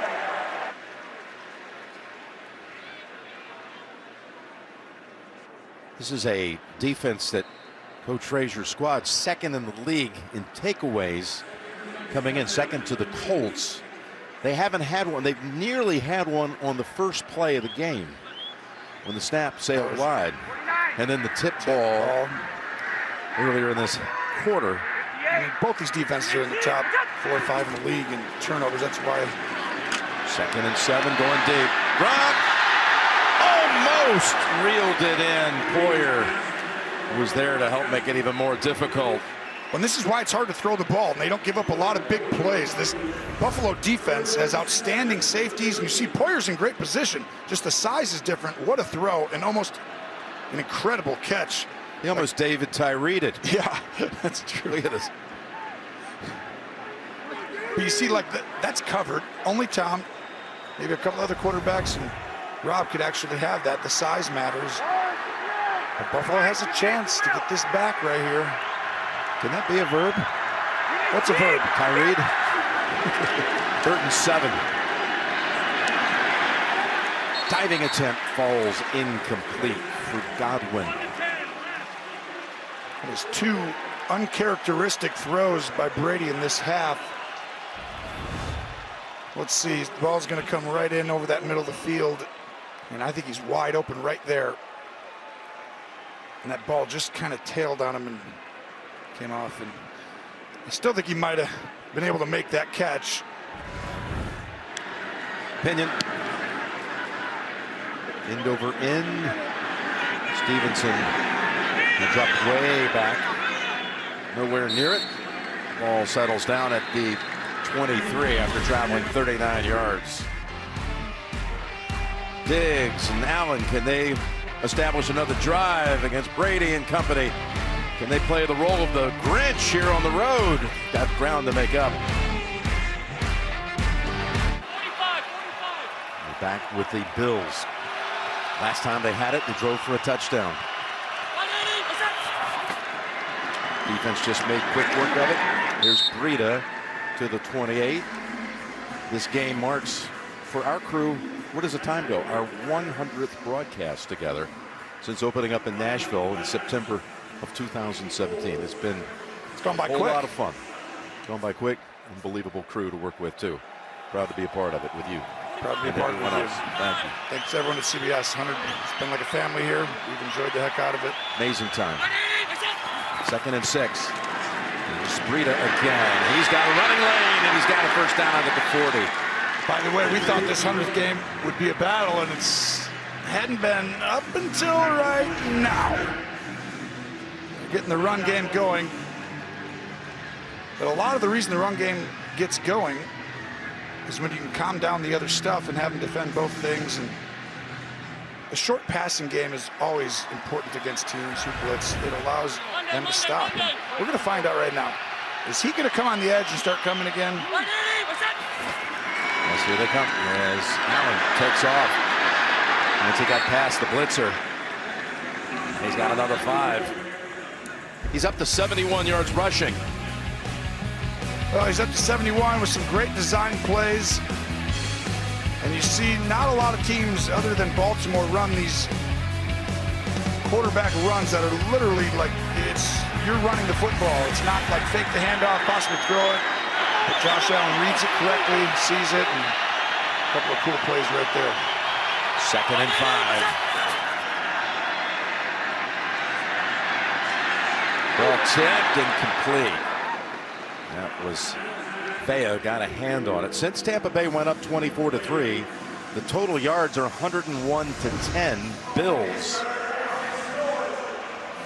A lot of third down coming up. And you're coming. You can already tell the difference. Tampa, right? That last one was a run pressure, but 2 of the first 3 plays had no pressure on it, and Josh having been hitting people around him all day, just a little bit too quick to get through stuff there. He had a little more time, but I can't imagine that Todd Bowles isn't coming after him right here. I mean, to me, you got to figure out something down at the bottom of your screen and get it out quickly. Out quickly to Singletary. Needs to try to get past David, and he cannot.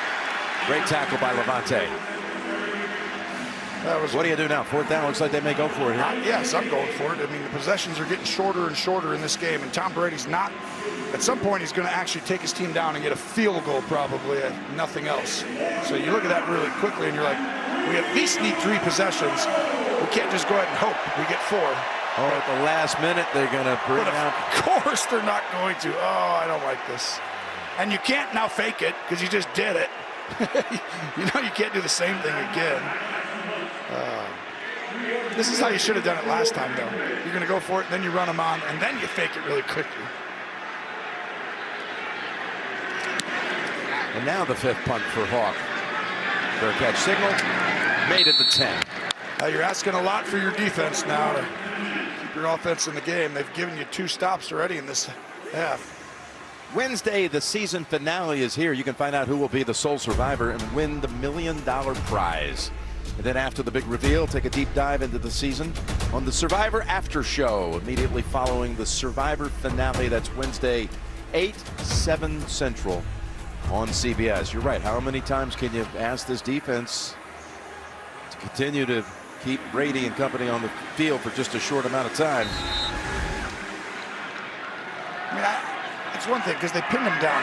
So it's like if they can get, give up, obviously 3 and out or just 1 first down, you could make the argument for right decisions. But if they keep this, if it's 5-6 minutes, it's just that there's not enough possessions as it gets lower and lower in the game, especially against a quarterback who's very efficient on 3rd down. That's Fournette with the carries, now over 100 scrimmage yards in the game, including the 47-yard touchdown to put up the game's first touchdown. Taking their time with it. Well, when you're in your own end zone, that's not the time, because you really got to protect everyone, right? Like, this is where it gets, you're not going to get spread out and do all this stuff. You got to be able to show run or pass. 2nd and 8. Caught. Evans. First down all the way out to the 35. So they get out of that jam back near the 10-yard line. That picks up 24. This is where Brady missed, remember earlier? Well, not this time. Perfect strike. He's not going to miss that many. He got off the field because he missed on a throw to a guy who was open last time, and that happens in football, but that's not going to happen a lot to number 12.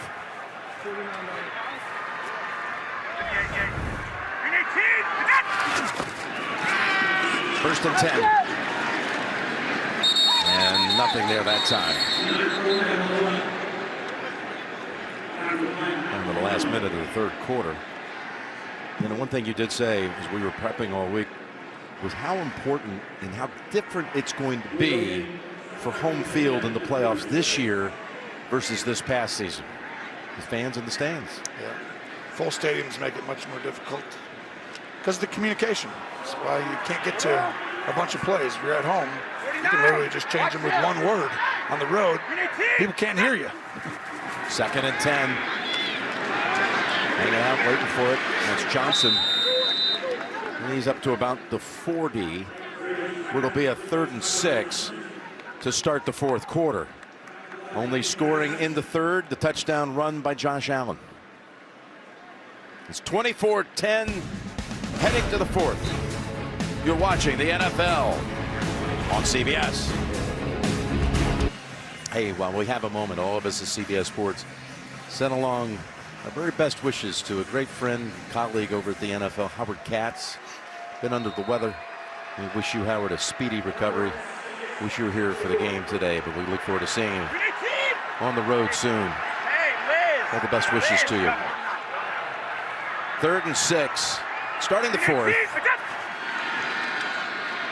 They seal the pocket for him. Bailey's pass. He did get pressure at the last moment. And maybe, in fact, it was too late. Milano was low. Well, this is going to be, I thought I saw pass interference on 30. Yeah, there is a second flag in the secondary. See that down there? Yep. I see one at the 50. There are fouls against both teams on the play. Ooh. Prior to the pass, holding, defense number 30. Holding, offense number 66. Penalties offset. 3rd down. So it'll be 3rd and 6 again.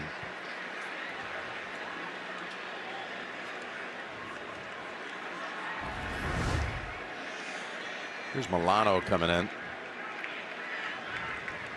That's what people were thinking about, a low hit. I think it's probably the right call. Can't get thrown into him. Yeah, he's kind of pushed into him. You should hold your breath a little bit anytime you see a quarterback contact come at you in that position. Well, that's how Brady went down in 08. Game 1. 3rd and 6. Pressure, pass, caught. Evans on 3rd down. Almost every time he catches it, it's a first down on 3rd down. Oh, just these plays. Watch, go ahead and roll this and pause it right now. This is where Brady reads this. He goes 1 to 2 to 3 to 4, and he just reads across the field so quickly that he gets all the way back to 4, and it's just everyone's moving in a direction. See the eyeballs, 1, 2, 3, 4, and it all looked like it happened in like 1 second, and that's why he's unbelievably difficult to defend. That's snappy decision making. 1st and 10 for Fournette. Rides the wave down inside the 35. Yep, coming into the week, Evans, every 3rd down catch he had made on the season had gone for a first down, just as it did there. Evans having a big day of it, 5 for 80 and a touchdown. Such a weapon. You can see a guy with that size being able to go inside, run the inside dig route, and then outside you saw the corner. He made the incredible catch in the end zone. And he's the guy I really see the nuances really come on. I mean, he's just dynamic in this offense now. I mean, obviously all of them are, but it's just difficult to defend. And that touchdown catch was on a third down as well. 2nd and 3. Fournette tries to go wide with it. Bought himself some time and some room. And he's down to the 15-yard line. Gronk threw a block for him. Fournette waited for that to develop, and they actually mark it out of bounds at the 14, gain of 21. Watch 74, the pulling tackle right there. What a job. Ali Marpet. Oh, he goes, first he blocks someone before that, then he goes all the way out and finishes it on Jackson. But that's where this O-line, they don't run the ball a ton, but they're so successful when they do because they're really good and talented. I mean, the conglomeration, we can't keep talking about it. It's just really tough to do. We got 49. First down at the 14. To Godwin. Contact right away. Taron Johnson. Might have shoved him back a yard or two. In this offensive line, Marpet, the guard, right there, not tackled on the previous play. Having an outstanding year. Jensen, the center's unbelievable. Worse, 78. I mean, you can go across the board, Donovan Smith, but. Now that offensive line, Tony's been intact for 11 of the 12 games coming in. They've had consistency. They've been able to stay away from the injuries and protect their quarterback, who does get rid of it in a hurry, but only 14 sacks on the season. Here's a jump pass. Almost intercepted. Would have been huge. Dane Jackson. That was, oh my goodness, that gets Buffalo back in the game instantly. Brady throws off his back foot, and Jackson has this right here. How come he didn't finish? Oh, it's a tough catch. It's a great play by him. Really did. He swallowed up Brady. Wasn't open, and then on top of it, can't blame him for dropping something like that because it's so difficult. Remember, this is a secondary that recently lost Tre'Davious White, just a great player with the ACL. He did not allow a touchdown pass. 68 targets against him all year. 3rd and 10. Godwin races to about the 5. It'll be 4th on a long 1. They got to kick the field goal here. This might be the only team who's just like, nah, we're going to go ahead and go for it. But you should kick the field goal. They put you up 3 scores. I mean, they're showing signs of going for it. That's what I'm saying. It's like they're the only ones. Bruce Arians, just because they just think that they're actually so good, they're going to be just fine. And they make the other team go the length of the field, but you 100% in the 4th quarter should make it a 3 possession. They started back at their own 10. Now they're at the 6 at the other end of the field. Maybe try and draw them off sides? Could be. Yeah, Tom's looking around for a timeout. Yeah. So never with the intent of running that play. I honestly think you go up there and you try and draw them off sides quickly, and then you take your timeout, or you can even take a penalty. It's not like 5 yards matters from the 6-yard line for the kicker, but they still look like they're going for it. They sure do. Byron Leftwich. They shouldn't. Oh, here comes Suck there Up. They go. Yep.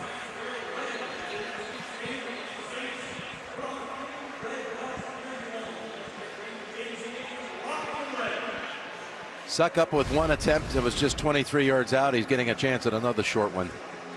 Add on another yard for this one, 24.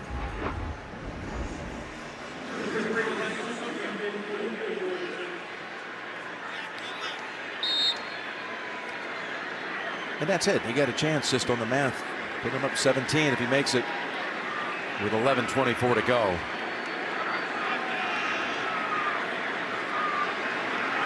Pinion's the holder.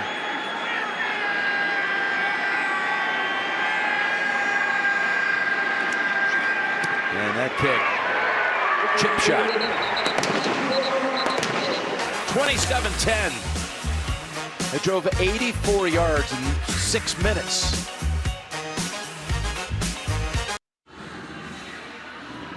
Marquez Stevenson hoping to get a chance to turn on the afterburners. He had 3 kick returns for touchdowns in college at Houston. Caught 22 touchdowns. He's only up for the 2nd time this year. He's had a lingering foot injury after being drafted back in the spring in the 6th round.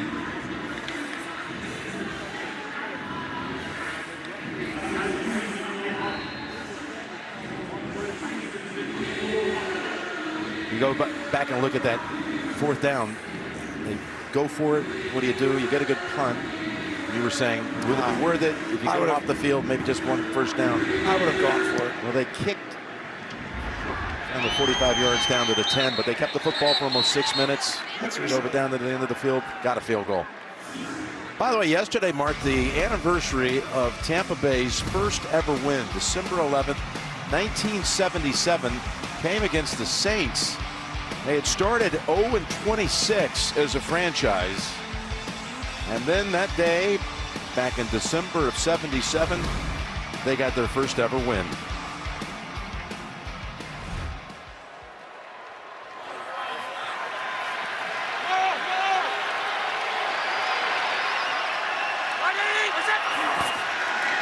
Here's Allen. As it has been all day, they're after him. There's Knox. He's got a pickup of about 4. Yeah, this is how you talk about the two Tampas. You see Coach McKay, Gary Huff, those early days. Their first 2 games in franchise history, they got shut out. Their first points ever as a franchise came against Buffalo in the 3rd game on a field goal by Dave Green. Steve Spurrier was the Bucs quarterback. There's Diggs. But as lean as those days were, they're feasting these days. Those 2 years, distant memory. All those years, you know, they're just now getting some of those season ticket holders to come back. Yeah, obviously they had the dominant defense for that stretch. It was the start probably of the real Tampa, like running in here, right? This is the second since then, maybe? Yep. Like you would say that would be the best Tampa team in history before last season. It's obviously their Super Bowl team. The Super Bowl team that beat the Raiders in the Super Bowl. Offside, defense, number 9. 5-yard penalty, first down. Is there any other team, obviously didn't win the Super Bowl, is there any other team in mention with those 2 eras? So that era is the dominant team, the first Super Bowl, and then this one is obviously as well. Is there any other time in Tampa history that there's another little era that didn't get there was a little era. They got to an NFC championship game when they ended up losing like an 11-7 crazy score to the St. Louis Rams in the greatest show on turf. Good run right there. It's excellent play call. But yeah, that's the same. That's the same era I'm saying. That's the same team. I mean, they have different players, but it's like that was the same coaches and predominant best players. But I think 79. Doug Williams, they made the NFC championship game. Yeah, that's what it is. Okay, Singletary. When he's run the football, he's had a 29-yard run and an 18-yard carry. Averaging 23.5 yards per rush. How about that? Slice it another way as Allen, look at him go. Is he getting up? I'm always scared right there at the end because that one looked like it was just enough. Yeah, he's came up on his left. But you see, he makes everyone go, gets White and everyone to go, but just that move on 26, just shaking Adams, and then you can see the rest. But right here, that always scares me when your knees go down right like that. But how about the way he switched hands as that ball was close to being knocked out? I would try and take a shot right here, something right, look him off one side. You throw it right back to the other. Look left, fire right, look right, go left. Down the middle, and it's a touchdown by Dawson Knox. His 8th touchdown of the season. It came into the week tied for the most touchdowns by a tight end in the league this year. And the pride of Brentwood Academy in Brentwood, Tennessee, is another touchdown for the Bills. Well, and this is great. He actually looked off the corner on the left, so he didn't look right back left. He looked left and then came back and throws a seam right down the middle to Knox. But it's a perfect call. That's what I said. You take your shot right there. It's first down. They're going to come up. You're on the ball quickly. What a big-time drive. It's not over, Jim. You talk about quickly. That was 2 minutes and 13 seconds down the field, 75 yards to the end zone. So the offense has come to life in the second half. Allen to Knox. And they're back to within 10. Some of the old flashbacks from the 11 prior meetings. Seeing some of the old names of the past like Doug Flutie. Tampa Bay has won 7 of the first 11 matchups in their taping up the Josh Allen ankle. He got injured on that scramble, the play before he throws the touchdown strike to Knox.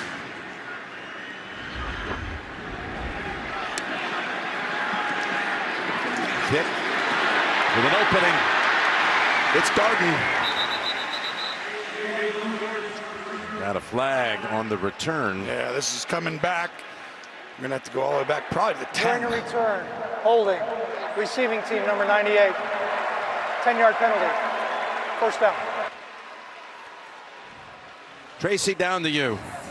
Well, Jim, as soon as Josh Allen threw that touchdown pass, he hobbled off, went straight to the bench, and the athletic trainers and doctors were looking at that left foot. They took off his shoe, they took off his sock, and right now they are taping it up. It looks as though they were also taping up that left big toe. Certainly something to watch, Jim. Absolutely. He's taken a bruising today, but he's still going. 210 yards passing, 94 yards rushing. Thrown and rushed for a touchdown each. And now Fournette as they start back at the 10. Good tackle coming up, making that play is Poyer. These safeties, I can't talk about them enough, Jim. Poyer, Hyde. And they work so well together, Tony. Yeah, you're exactly right. It's a great point. They hide the coverages, and they're a tandem, because if one guy gives up what it is, you can't really tell, right? So they're in unison, and they're smart. They don't let you get to the correct play, you know, and then all of a sudden they can tackle and they can cover. 5 interceptions, 3 interceptions. 2nd and 9. Tried to bring pressure.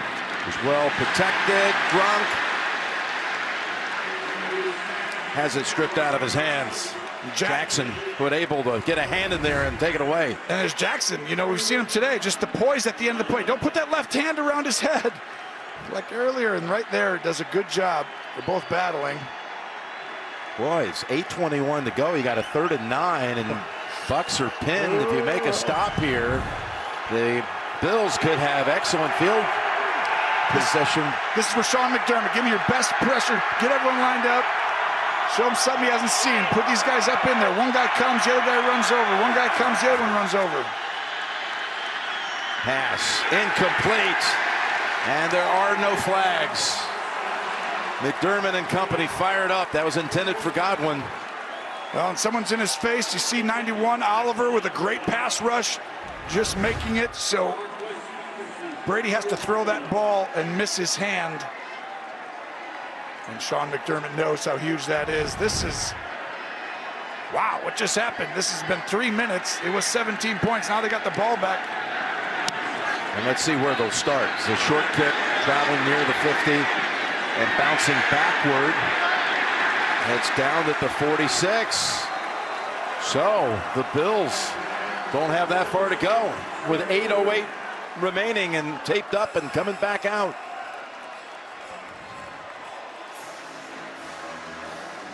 Well, this did not look possible here a little bit ago, but Josh Allen hurt. All of a sudden coming back out on the field, 27-17 by himself today. He's got 94 yards rushing, 210 yards passing. It's been difficult. It's been a tough environment. The other team's offense has been up and down the field to start the day. But all of a sudden you find yourself with 8 minutes to go on the road, down 10. You have timeouts. Can you go beat Tom Brady in a huge moment with the playoffs hanging in the balance? That ball batted down at the line by Adams. We sometimes forget we expect Buffalo to be just fine. They're in the playoffs no matter what, right? Right now they're in the 7th spot going into today. They're 7-5. If you lose, technically they're not in the playoffs if it started tomorrow, which is crazy. See, really well done. This is a monster game for Buffalo. As last week they were playing for the division lead. You lose 2 games in a row. All of a sudden, whoa, the optics radically changed. 2nd and 10.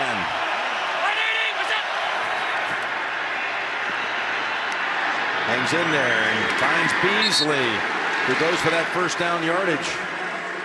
It'll be close at the 36. See if he stays in here. Right there. It's going to be short. Yeah, barely though. Got 2 downs to get the yard. Yeah, I'd still just play normal, pretend 3rd and 1. I'd still get going. I mean, this isn't for me like, hey, we have a ton of time still. It's like you got to pretend that Tom Brady's going to get a 1st down at some point in this game still left, not maybe a touchdown. Josh Allen really clutch in the 4th quarter this year. Nice nifty run, because that could have been a disaster.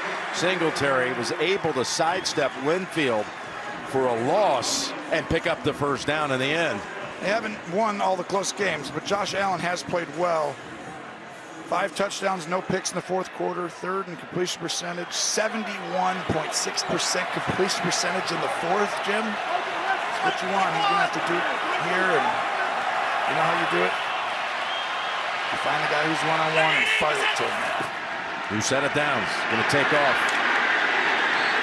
Here, Paul, they closed in on him in a hurry. Sue was there. I don't love that. Quarterback's a little hurt. Now let's run him again. It's like, okay, he's already like giving you everything he's got. Design play?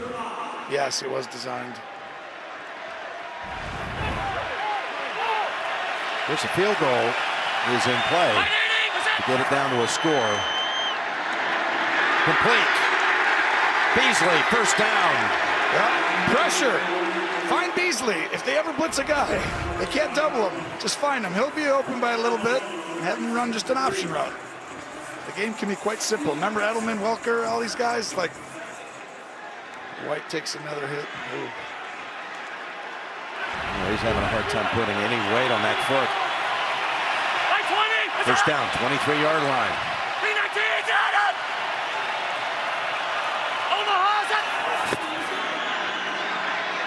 Protected better than ever today. Pass sideline. Caught by Diggs, and he was inbounds. 1st down. This is incredible. He doesn't even get to throw into this. His body weight and momentum. Look at where this ball lands. Oh, look at the drag in the toe. 12-yard pickup. He threw that against pressure, Jim, and he couldn't follow through really, and he just flicked his wrist on a 20-yard out. You knew coming out he had the arm like very few have. From the 11. On 1st down. Go underneath, Singletary. Unable to pirouette and get away from White. I thought Josh Allen got hit that too late there, or someone went low. Oh, there is a flag. Personal foul. Roughing the passer on the defense. Half the distance to the goal. Automatic. 1st down. It was Golston who hit him. Was he blocked into him? If he's blocked into him, it's not a penalty. I just saw Josh go down and it looked like it was a low hit, but if you're blocked into it, it's not. It's a very interesting call. I think he talked the ref into it right there. Got a goal-to-go situation at the 4.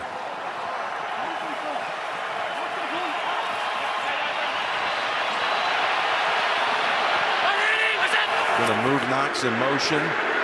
Throws to the end zone, too high, a little too high for Gabriel Davis. 4:57 remaining. That's a pick play that's covered really well. Good job at Murphy Bunting getting over the top.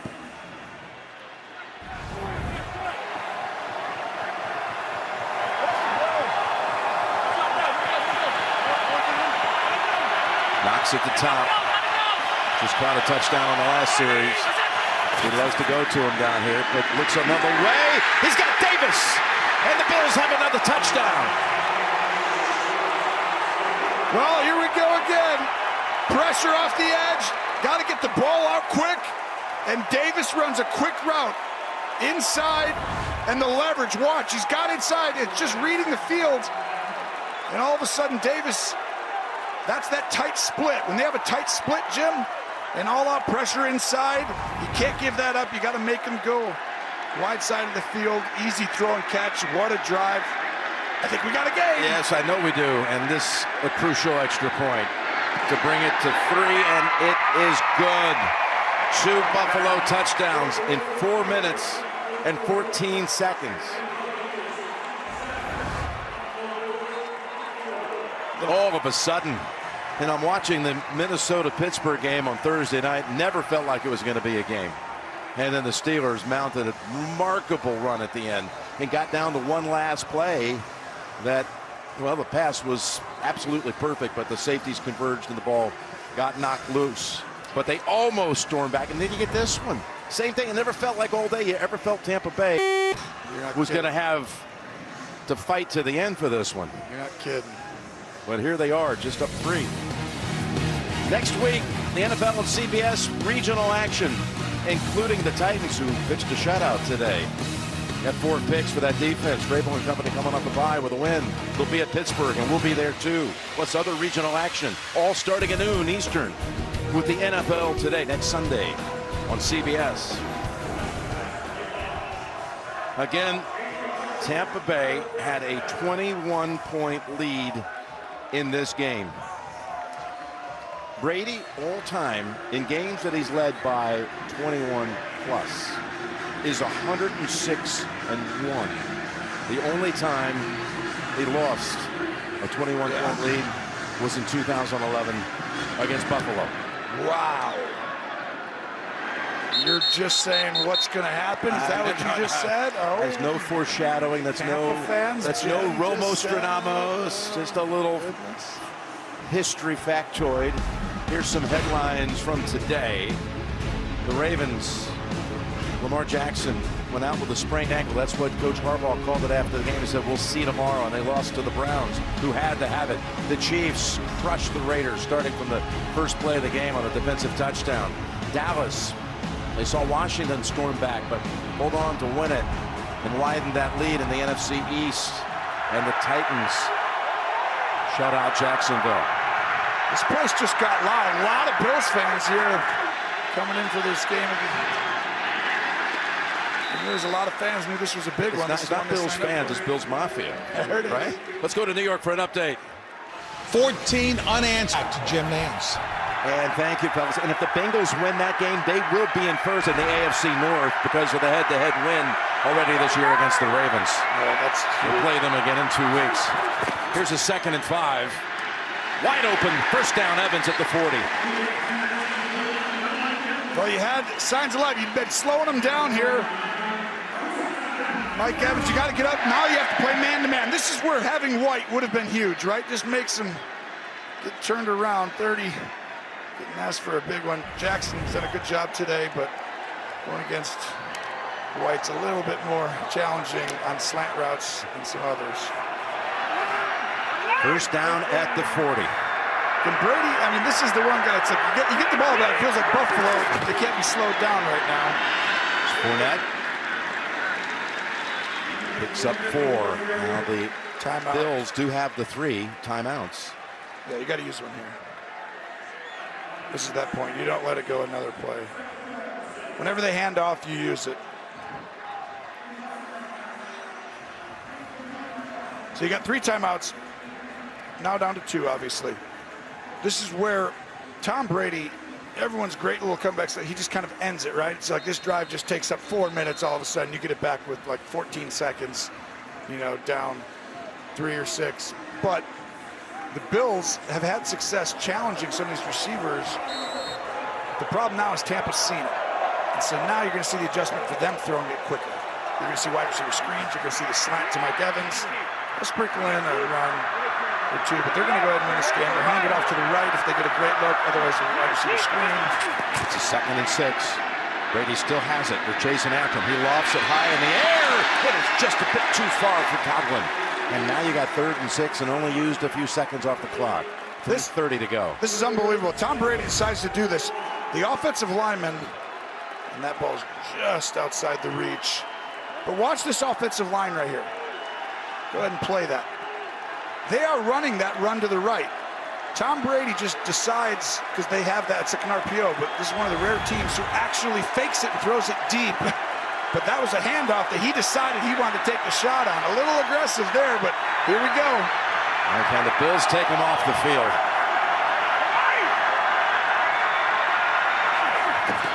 Here we go.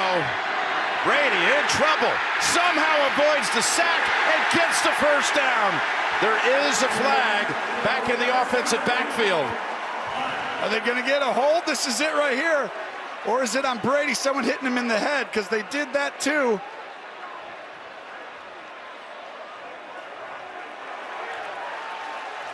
There's a lot of things they could call. Which one's it going to be, though? Because the game hinges on it in a lot of There are respects. fouls against both teams on the play. we got to do it again. Holding. Defense number 58. Holding. Offense number 76. Penalties offset. Third down. How about the escapability that he showed right there? I know the play is nullified, but it looked like for a moment that they had him. Well, this is, we can't tell you over, but his poise right there, Jim. Like the poise to get out of it and then reset in the pocket as if no one's around you and get your eyes downfield. Now, here we go, 3rd and 6. I mean, they're going to come up. Tom wants information here. He's going to pretend like he's going to snap it, go up and tell them, but it's loud in here. It's hard. Now he's got to communicate to everybody. He's going to come and take the back. Milano coming after him, and he got to him. Matt Milano with the sack at a critical juncture. Well, this is an unbelievable job by Milano because you know he's coming, but watch him come right here. The line's trying to get. It's just a simple stunt late and a great design play, but that's why I said he can peel off and take the back or keep going. Milano reads it. Timeout called by the Bills to stop it at 3:16. We'll get the ball back and have one timeout plus the 2-minute warning.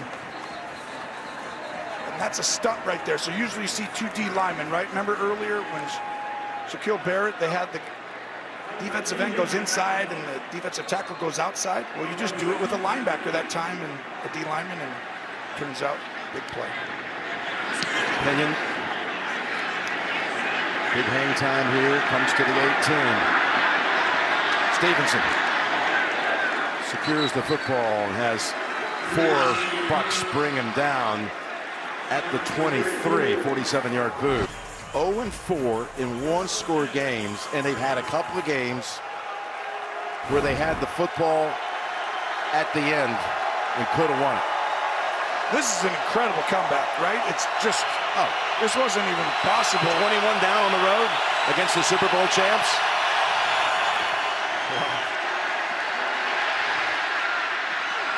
Complete. Diggs shoved out by Davis. And that clock's going to keep running. This is big because what happens is if your body momentum is going backwards, the clock keeps going. That's why Sean McDermott, usually everyone thinks like you can go back in the huddle, but he's like, no, the clock's running because you got to be moving forward or going out like even out of bounds for them to stop the clock.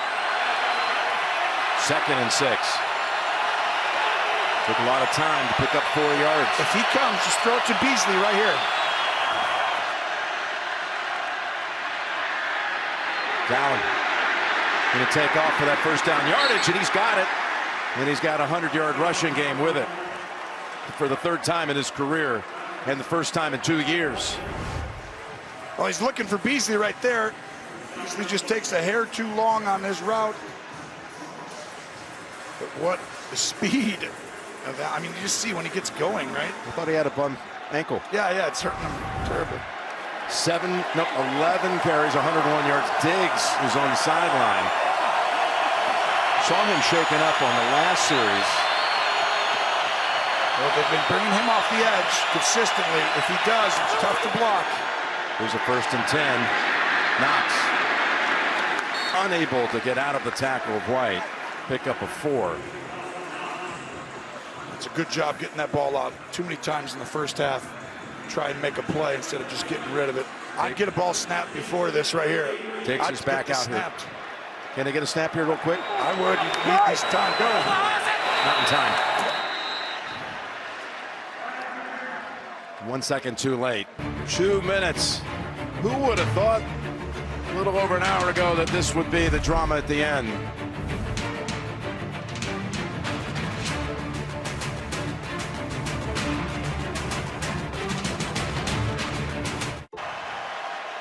We're back at the home of the Bucs, who have won their last 8 games on this field, including a Super Bowl, and they had a 21-point lead in the second half of this one. Now down to 3 with 2 minutes remaining, and the Bills surging. Here's a 2nd and 6. Allen on the run, throws it incomplete. They've outscored the Bucs 21-3 in the second half. Well, great job, Pierre-Paul, not allowing Josh Allen to roll right. He is deadly when he rolls right with that cannon. That was a point of emphasis for this defense coming in. Make sure he only rolls left. But right now, 3rd and 6. You got the champs. You got the ball. Oh, this is so difficult. Look who's playing safety. Yep, Richard Sherman right there coming down. That means he's guarding one of these two on the bottom, helping out at least. To give him some time. Pass caught, but way short of the sticks. Beasley brought down by Cockrell. Ross Cockrell came into the league as a draft pick by the Bills back in 2014, makes the tackle. Timeout called by Buffalo. Cockrell's done a good job today, 2 or 3 times coming in, making a good tackle. And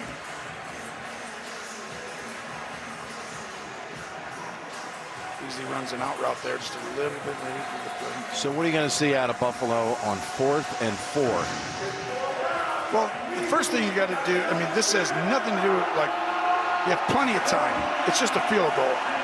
So you go with your best play. Now, usually you have 2 plays when you walk up. So you go in the huddle and you say, here's what we're going to do. We're going to run our quarterback power to the right. Okay, guys? Or our quarterback whatever run. If they line up in this, we're going to go to this play. Let's go see what they're in. And then everyone look back at the quarterback. Look back at the quarterback. See what he's going to give you. Quarterback looks. I like the play. Let's go ahead and do it. Bills have got to have it. Here's Allen's pass. Caught. Davis fighting for the yardage. What an effort by Gabriel Davis. And they've got a new set of downs. Pure heart. All heart and will right there, because this was going to be short after he got it. Now he's short. And he out-wrestles Murphy Bunting to get it by a yard. He's going to be stopped right here. There he is, trying to stay in bounds as well to get past the sticks. Davis with a big game. Got that touchdown earlier. Now a game-saving one right there. This is interesting. Now you have the ability as a quarterback to work the middle of the field. You can run the ball at the quarterback. You can take a shot outside. First down, here comes the blitz. Cockrell. Diggs was open. Oh, that was like the pass that Brady completed to Evans in the first half, where he saw he was going to take a hit and he lofted it up in the air. Well, watch right here. This is the pressure. You're going to go ahead and come right at. He has to let go of this ball. You see the middle field's wide open, Jim. It's where you want to work. The problem is no routes are in there. Good job getting rid of the ball. Diggs is coming out.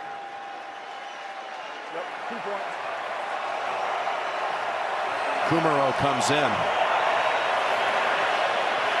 2nd and 10.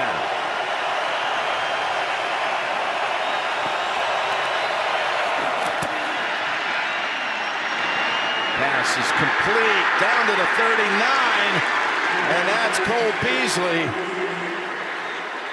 And they have the ability. This is the RPO we talked about earlier. You have the ability to run it or throw it. Picked up 15. Yep. And now you have your opportunity right here, Jim. You can actually take your shot, but you got to get it out quick. Rush 5. Pass complete. Beasley thrown down quickly by Winfield. And only picked up a couple. Yep. Diggs comes back into the lineup.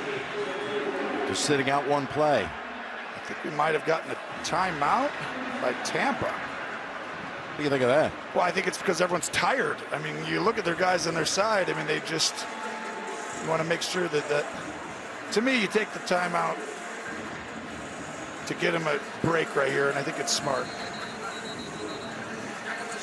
A reminder that kickoff of the Bears and Packers game is at 8:22 p.m. Eastern on NBC tonight.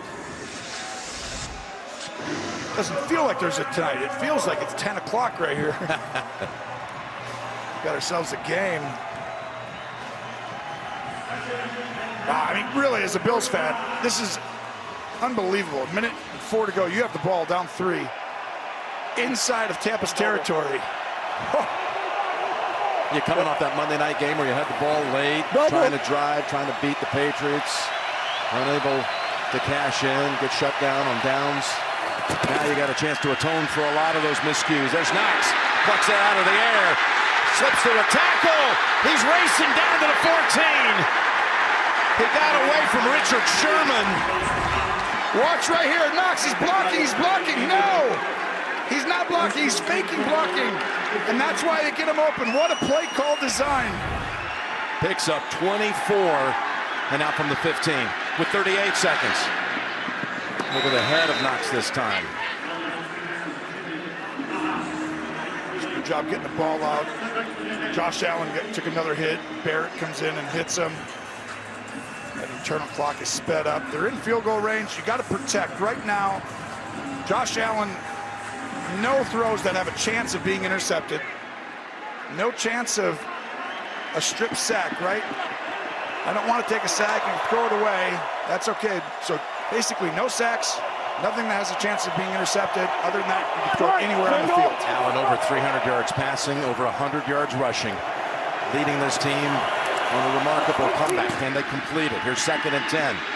Rolling out, dancing down that sideline, and he's out of bounds near the 5, I believe. And actually, there's going to be an official marking him out near the 7. Just short of the first down, and look at the heart. I mean, you could just see it just oozes right in this game. It just, the competitive nature and the will and desire. Definitely out there. I think he was out earlier, too. In fact, they spotted at the 7. Picks up 8. It is 3rd and 2, Tony.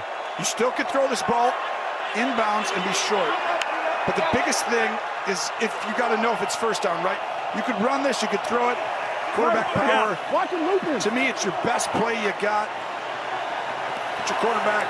They're going to make him throw it right away. They're coming after him. Here you go to the end zone to Diggs. They were tangled up, and there is no flag. Wow. Davis was on the coverage. There was a lot of contact. And now they'll bring the field goal unit out. It looked like a lot of contact. We'll see up close right here. Davis, they allow some contact down there on these fade routes, but that looked, I think that was a penalty, Jim, don't you? It sure looked like maybe a hold. It's close. I mean, just when he grabbed that shoulder pad, it feels like he got a lot of it.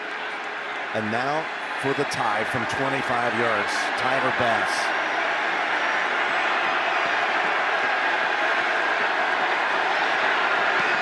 Bass's kick is good. Dead center into the net with 22 seconds to go. And we are tied at 27.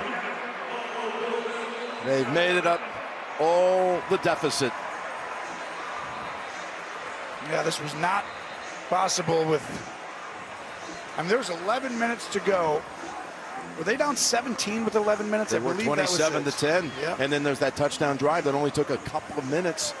Driving them down, hitting Davis on a touchdown. And then they got a 3 and out. They got the ball back with 2 incompletions. And then hit Knox for the touchdown. Tonight on CBS begins with 60 Minutes and NASA's plan to look back in time.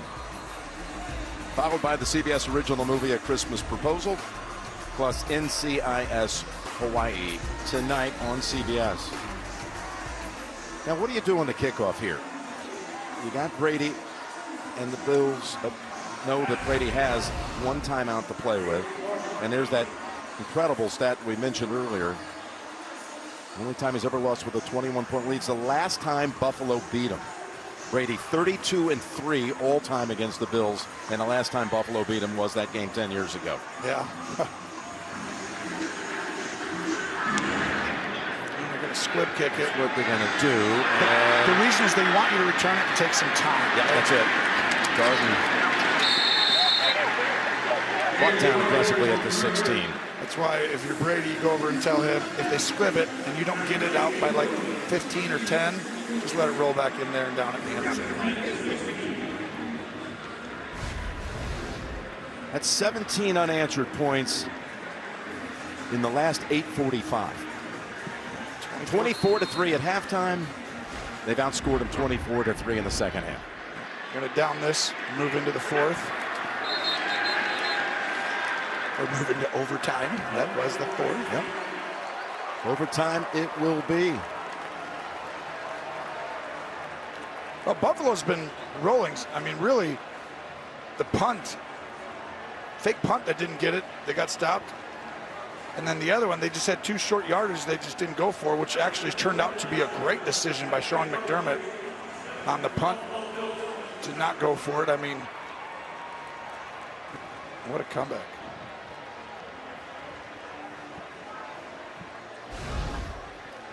Overtime rules, 10-minute period, 2 timeouts per team.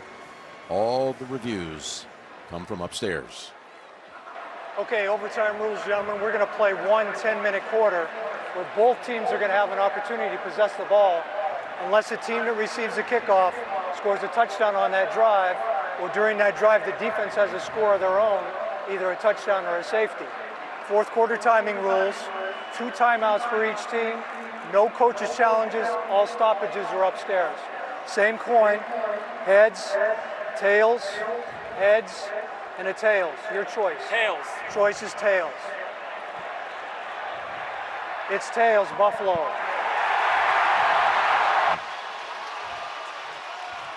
He's made some good calls today. And that's another one. Bills will get the kickoff in overtime. They'll receive when we come back.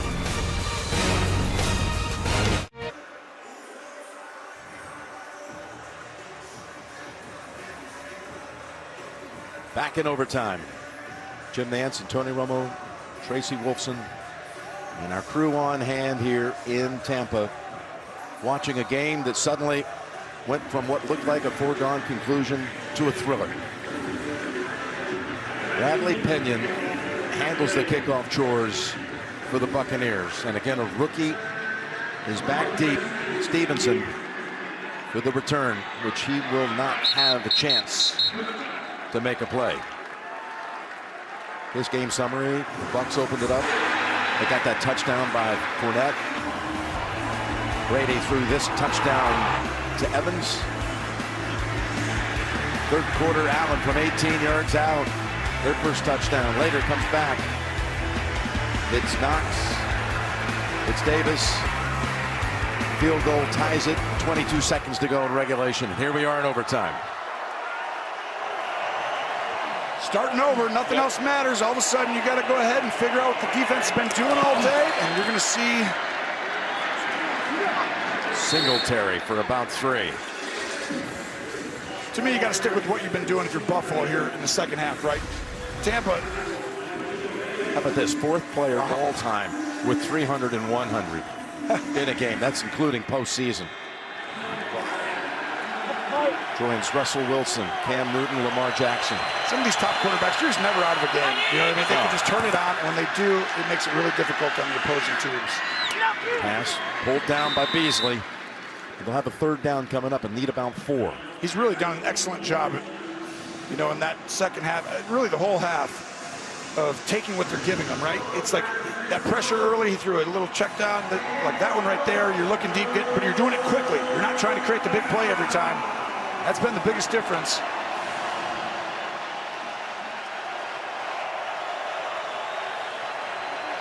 Okay, this Tampa Bay defense. Can they make a play? You got Diggs one-on-one. Pass wide of the mark.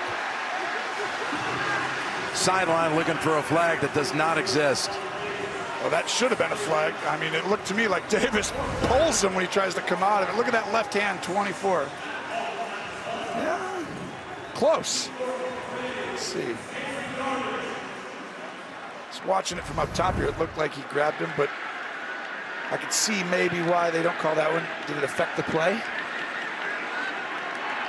I think it was the right no call. Yeah, I think it was a little bit bang bang, and it wasn't like it affected a ton, right? It didn't pull his momentum completely, right? The Bucs now wait the punt return. Garden over his head, and what a punt it is! Wow, Hawk pins him at the 6 on a 63-yard boot. Well, I always thought if you could get a 3 and out in overtime, right? It's like such an advantage, right? Because now it's just got to be 80%. Yeah. Yeah, it's crazy. But all of a sudden, now you pin him back and he's got to go. You know, because when you give it to him at the 30 or something, they only need 2 first downs. Now he at least has to get 4 or 5 first downs. Well, yeah, you need 50, 60 Yes. yards to get into field goal range to win it. We're going to see how aggressive right away. I mean, this is like last time they came out, they just handed it off right here. This time, same thing. Fournette trying to get ahead of steam that was shut down quickly after a gain of about 3.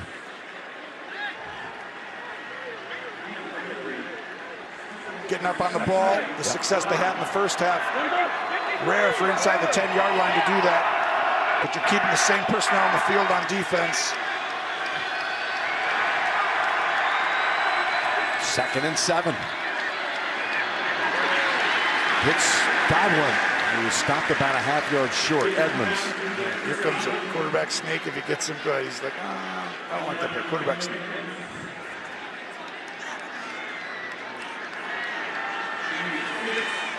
Allen, Sherman, all looking up. See what Leslie Frazier's defense can do here on 3rd and 1. Well, this is interesting because you're going to line up. Remember that first play, Jim, and they just handed it off right here to the right? He's looking right now. If they condense the line, he's not going to quarterback sneak. He'll hand it off. Fournette. He appears to be stopped. And the line judge on the far side, though. It's going to be close. I think he may have given him a good spot. Yeah.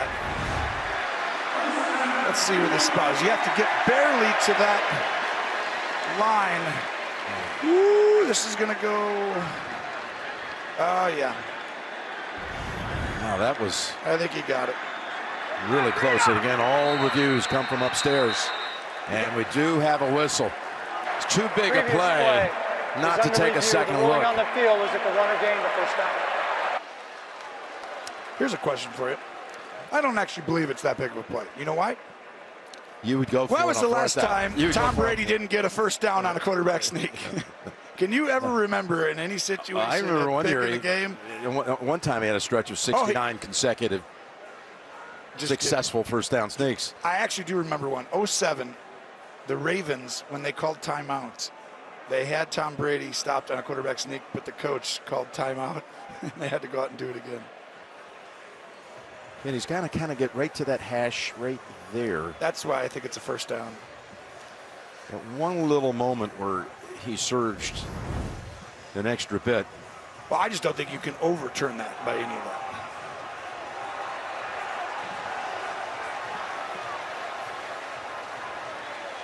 Tom feels pretty convinced looking up at the jumbo screen.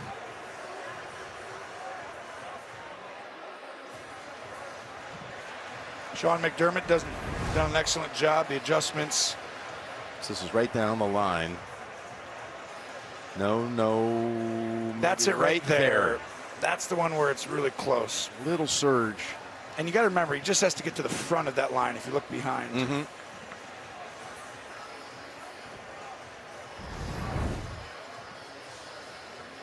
Wow, we just got the audience from an overtime game in Cincinnati where the Bengals went down and kicked the field goal.